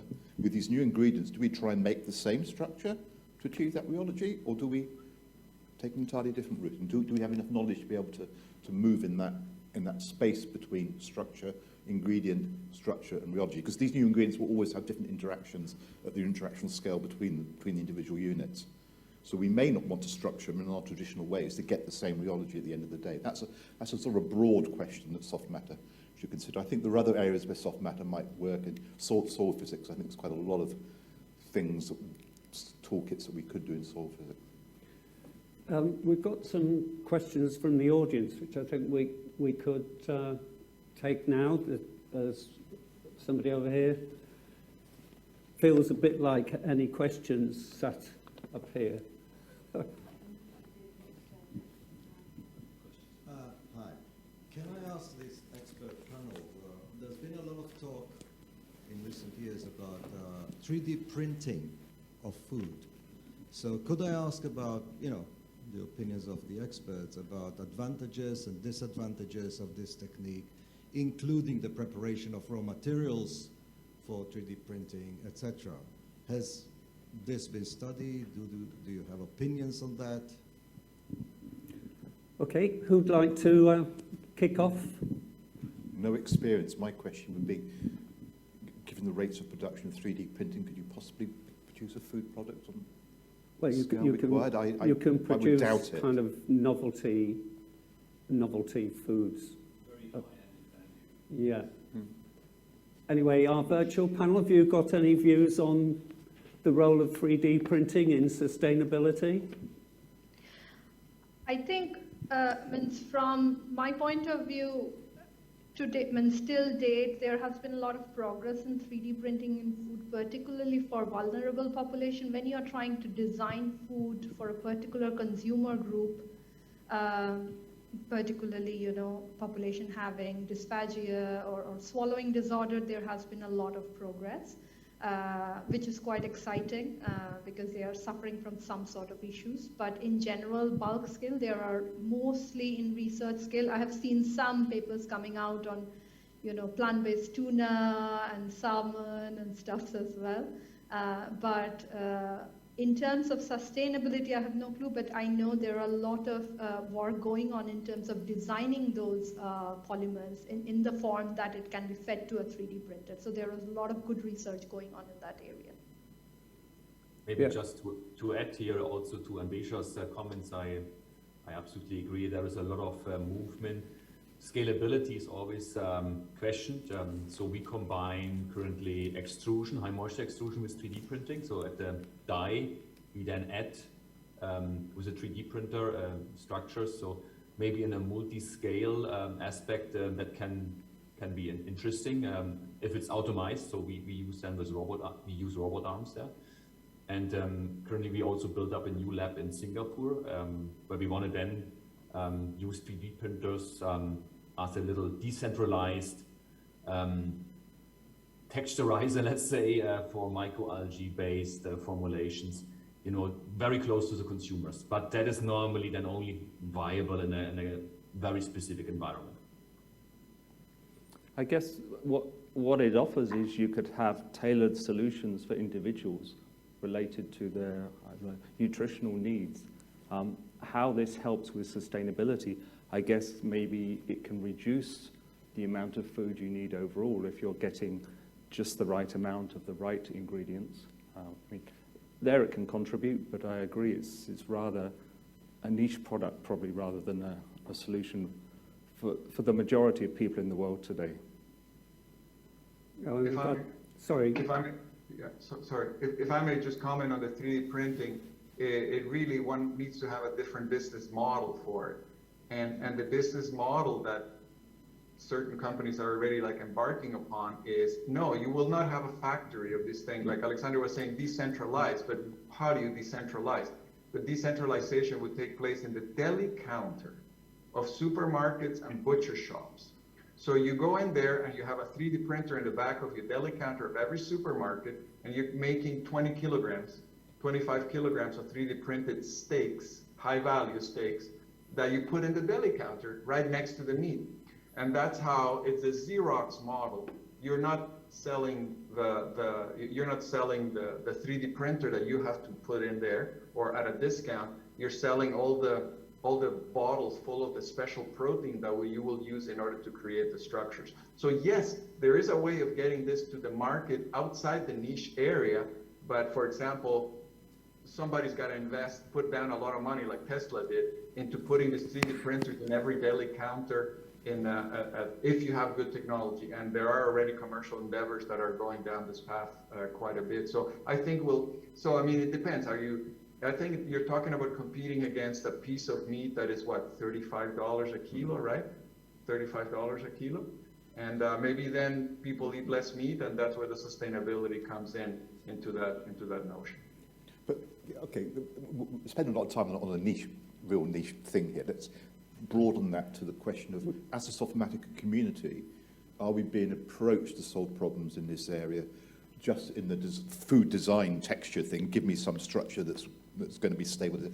Are we being approached by the processing side? Because I know, do you guys look at as far as I can see, the patent world on the alternative meats, they're all doing it by trade secret, and we've invited people to talk, and they're basically saying we won't talk about the processing. So are the challenges really in their processing at scale? Where are the challenges in the production? Is it the design in the first place, or how much challenge is there in the processing at scale of these alternative ingredients?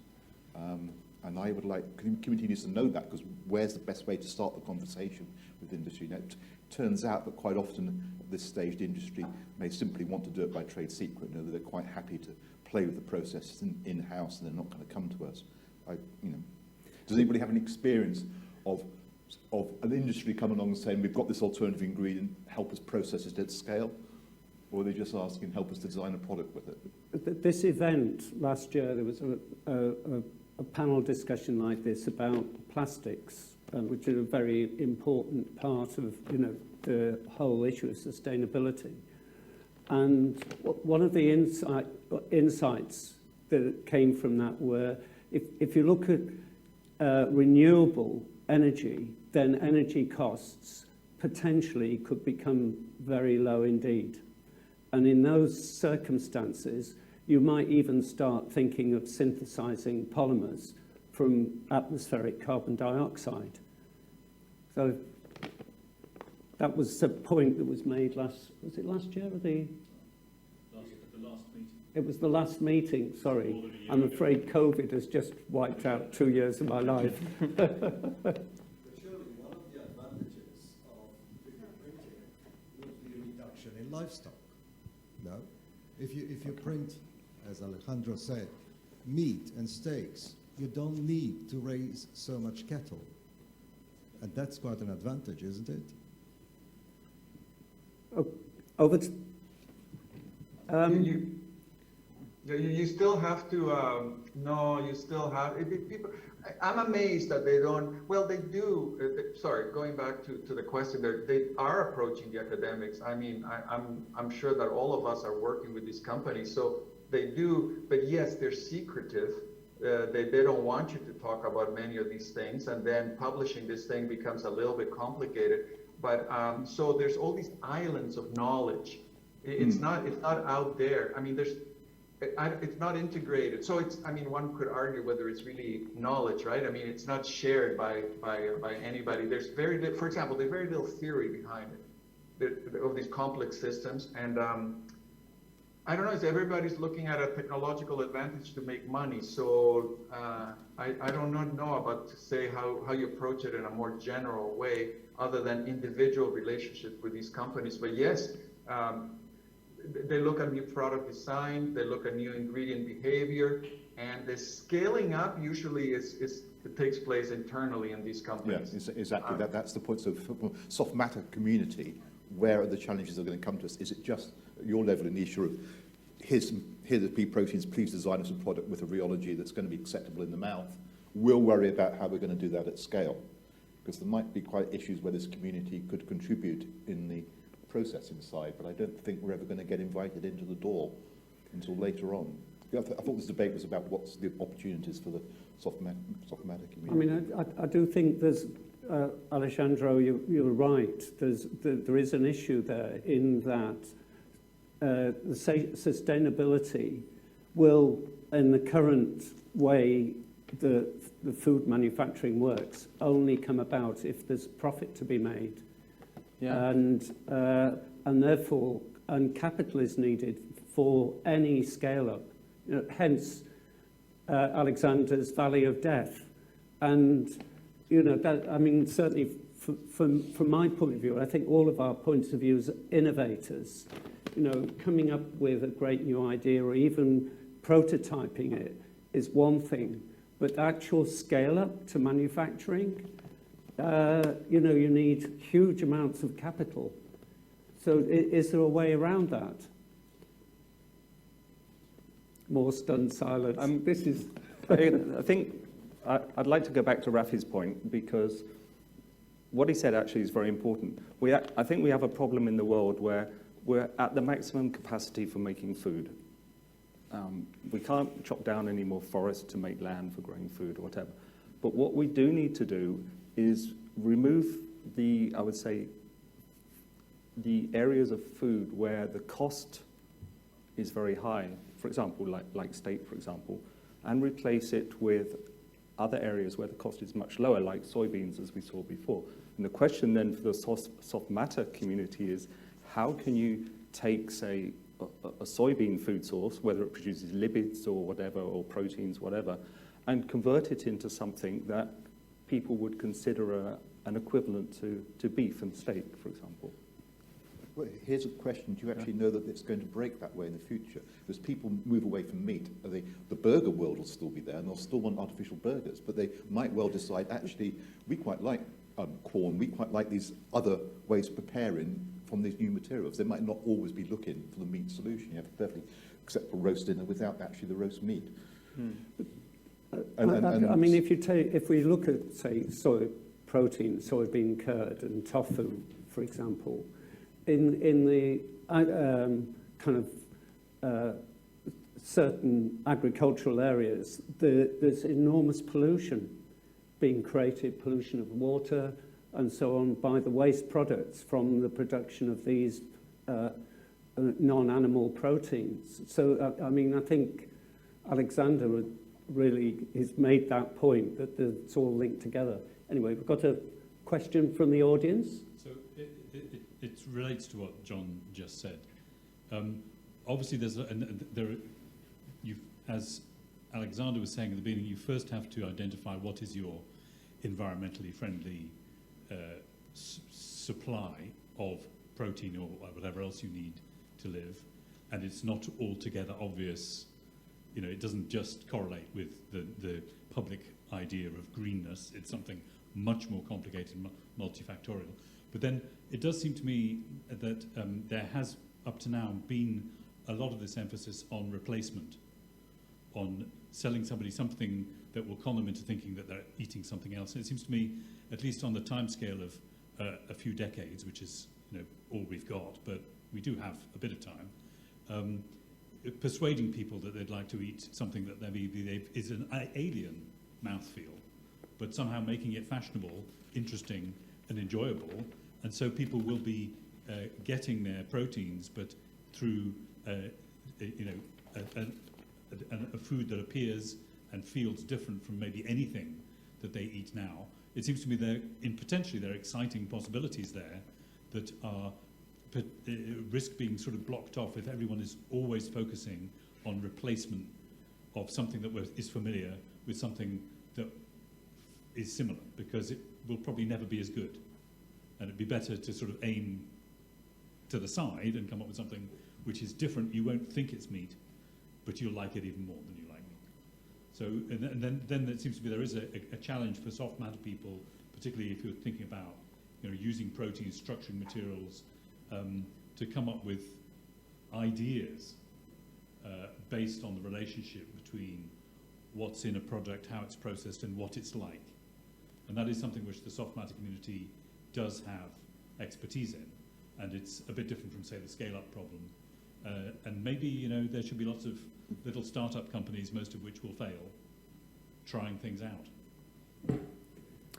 Does this mean it needs to be moved into the public domain then, rather than the big companies? Question?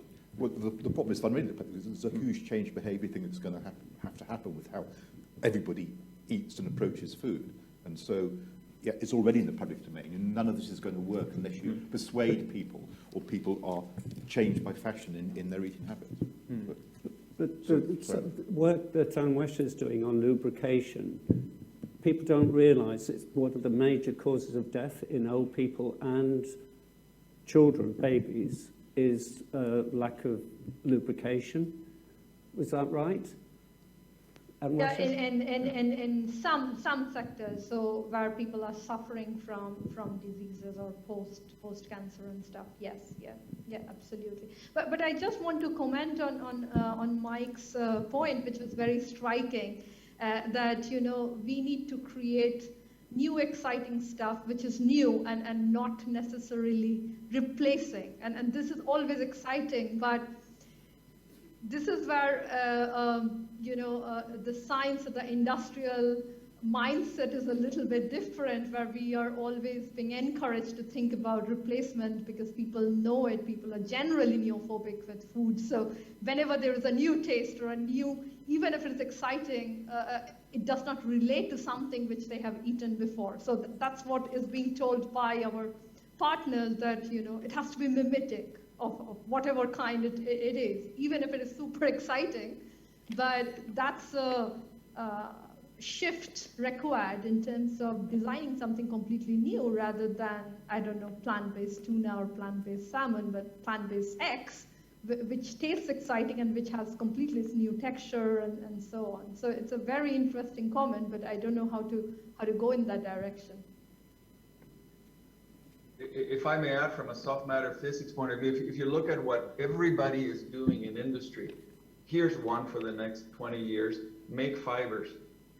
Make fibers. Okay, that's pretty easy. Everybody's trying by high moisture extrusion, by 3D printing. But that's getting back to, do we need that structure in order to create the functionalities to convince the people that to change to plant-based? If we really wanted to solve the problem, we ate lentil stew. right? And we're done with this problem, right? We take this good, we take it less, but no, people are not eating it. So we have to either send the army in or give them a choice. And so right now, Rafaela Mezenga and Eric van der Linden, they worked on these linear polymers of the aggregates of beta-lactoglobulin into fibers. It didn't go very far. The physics of self-assembly into a fiber, but then it's not only that. You create, let's say, a molecular fiber, a colloidal fiber, and then you need to bundle up the fiber into higher order structures. Then you have to separate it from other. It's a gigantic problem in self-assembly.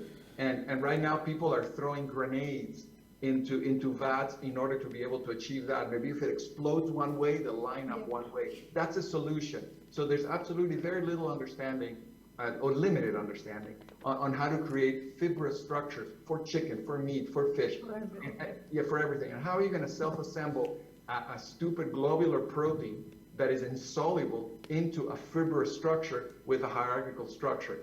I mean, there you go. I mean, that would be a gigantic challenge. And then you start adding ingredients to this base structure that you've created. But until you do that, there's going to be more grenades being thrown, and people just don't really understand how to use those plant proteins. And finally, all of this should bundle up together to have multi-scale eating experience. So, question from the audience? Yes, thank you. Joe Peterson here. So there's been this question of, why do we need to replicate the precise texture of meat? Why can't we go to something new? To add to that, we could also talk about going to something old. So plant-based processed protein meat replacements go back to the 1960s. And actually, I think that stuff like textured vegetable proteins, these dry, hard, sponge-like products that you then soak them in salt water and then put them in your dish just like you would meat, their texture isn't anything like meat at all. It's rubbery, right? But it's not really like meat. It's not like tofu. It's not like anything. It's kind of its own thing. But it's shelf stable. It's incredibly efficient and environmentally sustainable and so on. But people don't like it. People have never liked it, right? And I think that high quality plant-based meat replacements could play an important role as a catalyst for making people willing to consider plant-based proteins as a non-inferior dietary item. Can I just qualify? Actually, my father was veterinary director of the Meat and Livestock Commission, and he actually fed me in the early 1970s some of the artificial chicken. My mother cooked it for the family. It was an absolute disaster. He was very happy with the result. When we're talking about meat, there's a cultural dimension we ought to just acknowledge here, that we're talking about a Western. Yes. In many cultures, there's an aspiration to eat meat as a sign of developing, of improving your economy, improving your family's position. So we have to bear that in mind, that there's a cultural difference, particularly in Africa and in China. Eating meat is seen as something they want to aspire to because it's a sign of growing wealth. I'm not sure how we just need to acknowledge that as and maybe that we can persuade them that maybe we should actually make some of the protein alternatives incredibly expensive so that they then have a status symbol. I would add too that right now the plant-based meat replacements on the market right now, I think, are in many respects a form of conspicuous consumption. And if we can continue to sell some of them as conspicuous consumption, that may percolate to non-Western markets. There's a huge human dimension of this, which we. If I may just come in here. I mean, one of the biggest components in the question of sustainability of producing food is transport, and it does seem to me that by making food production more local, so you're reducing transport costs, you're able to kind of reduce the alienation of people. So where I live, we can buy cabbages, fruit and veg that are being produced by pensioners on their allotments, and things like that. So and it does seem to me that you've got much more connection with the people that are producing the food that way as well. Anyway, that was just a thought. Yes, with the conversation at this point, according to our timetable, is that we're now on an open discussion, which means that you don't have to ask questions about sustainability any longer. But please keep going. But I'm going to. Well, I'm trying to work out exactly how to phrase this, but actually, I'm not even sure which is more sustainable here.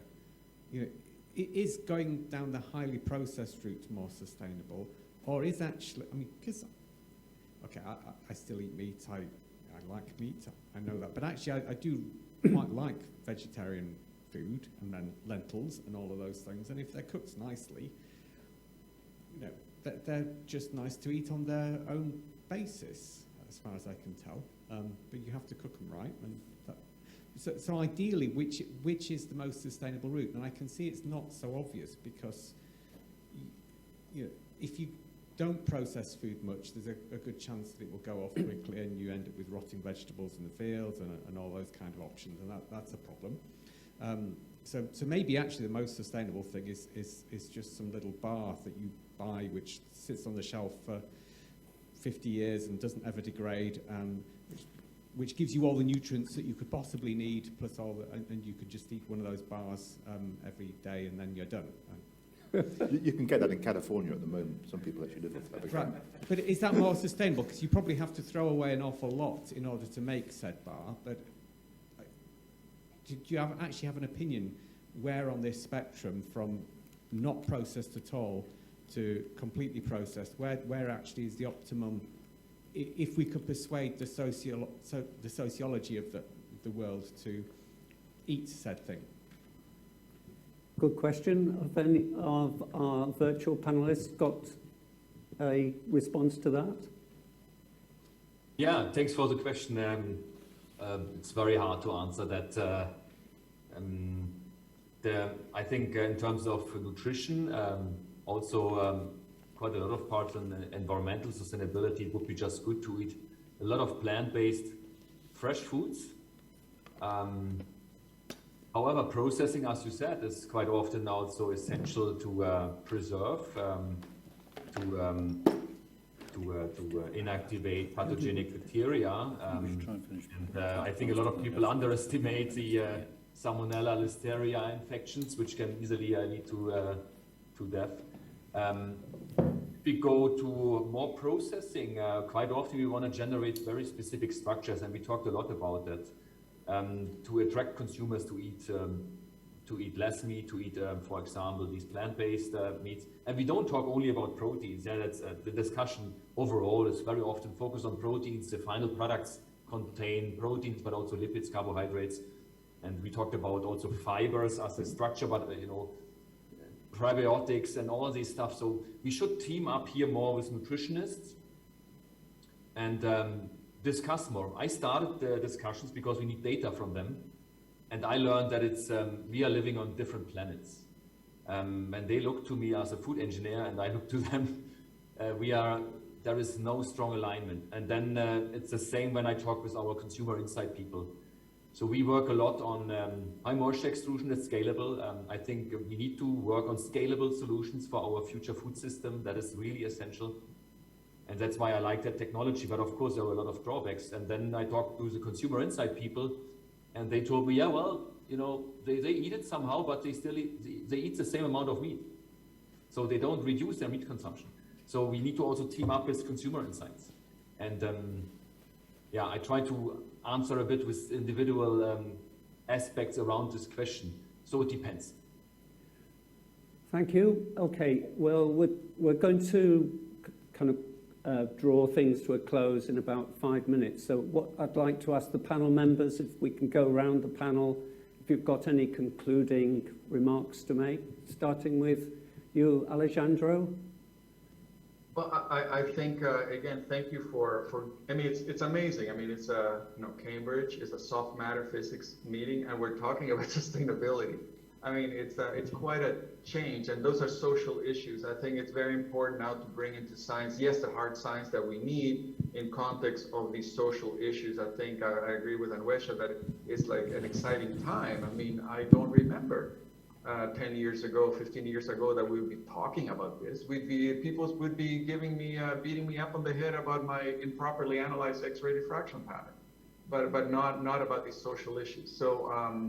So I think it's great. We should have more of this, and we should try to create new knowledge and find a way that the soft matter physics community must contribute to this, because there's a lot to offer and very little known, but because it's so broken up, the needs and the science behind this, that we have to find some way of integrating what's happening in industry with what's happening at the knowledge centers like universities.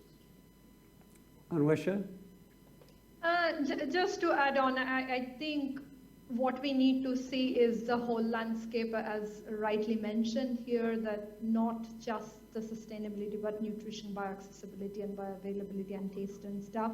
Because unless the food is finally utilized, even if it is in the sustainability factor X, it doesn't matter, then it will not progress humankind. So I think the holistic approach is important, and definitely, as Alex said, a very key focus on life cycle analysis should be important, combined with, soft matter science and with nutrition.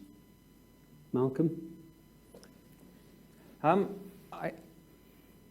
I think soft matter has a lot to contribute at the end of growing crops, because we can take advantage of these new technologies that are evolving, whether it's digital or other technologies, and combine that with what we can do with soft matter science, especially with like colloids wetting and things like that. And if you can go from spraying your crops, say, to present disease, from very large water volumes with very large tractors to very small drones, for example, with very low volumes of water, you can do more with less in a much more sustainable way. And if you can do that on a global scale, you can have a very big contribution to sustainability in the world and food. Thank you. Very good. John? I think soft matter has a role to play, and I think physics has a broader role to play. And we have a conference in February. I'm in the Institute of Physics Food Physics group, along with Megan, and we have a conference in February that will be focused on the broader issue of what physics can bring to food sustainability.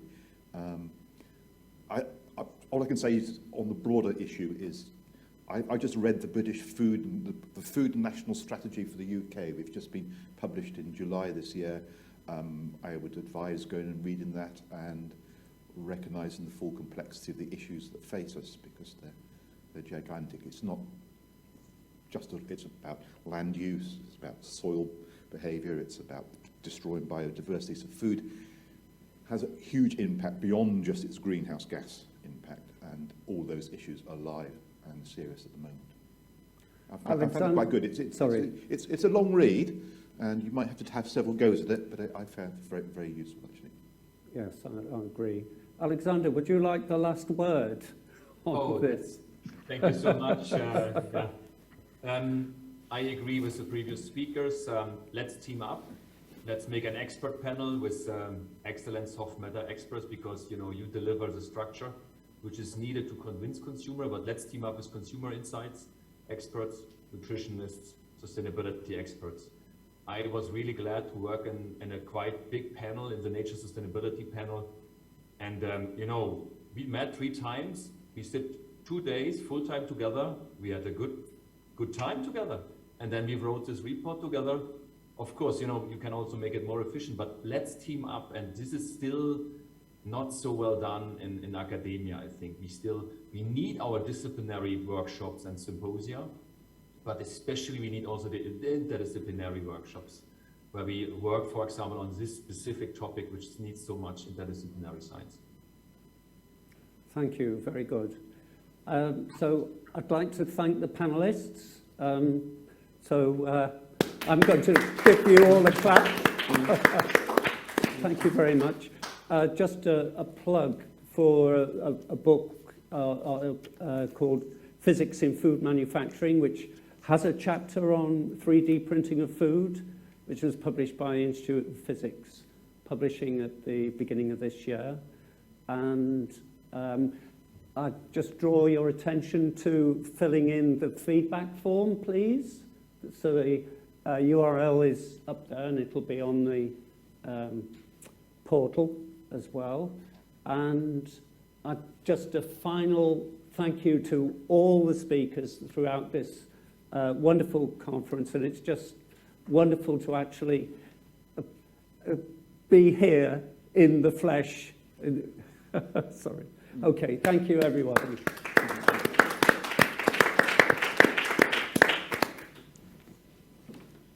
Okay, I just have a few words to finish. Am I right? Yeah. Okay, thank you very much. Okay, so thanks everybody for that interesting roundtable session. Just a few more thanks to make. One is to Jane Leeks and Claire Bonner. Jane is still here. Claire has gone off for the weekend, which is well deserved. And thank you both for your immense help organising this meeting. You've done it several times before. This one has been quite different, as I'm sure you realise, and it wouldn't have happened without you. So thank you, Jane and Claire. Thank you. Also, just the organisers, Rafi and Daniel are here, and I'm here. There's a fourth organiser who has been involved from the beginning, which is Mark Warner, who sadly is not able to be here. He's been unwell, but he's been online. So I think we all would like to say hi to Mark and get well soon. And then thanks also, as Megan said, to all the speakers, all the poster presenters, and the chairs, and of course to all the participants, physical and online. So feedback this year is particularly important because of the strange nature of the meeting, but as well as the feedback that you will see on the form about, was it good, etc. There's something else we do welcome, and that's your suggestions for sessions and roundtables, topics for next year. And if you have any good ideas, then just let me know. And have a good trip home, those of you who are not already at home. Thank you.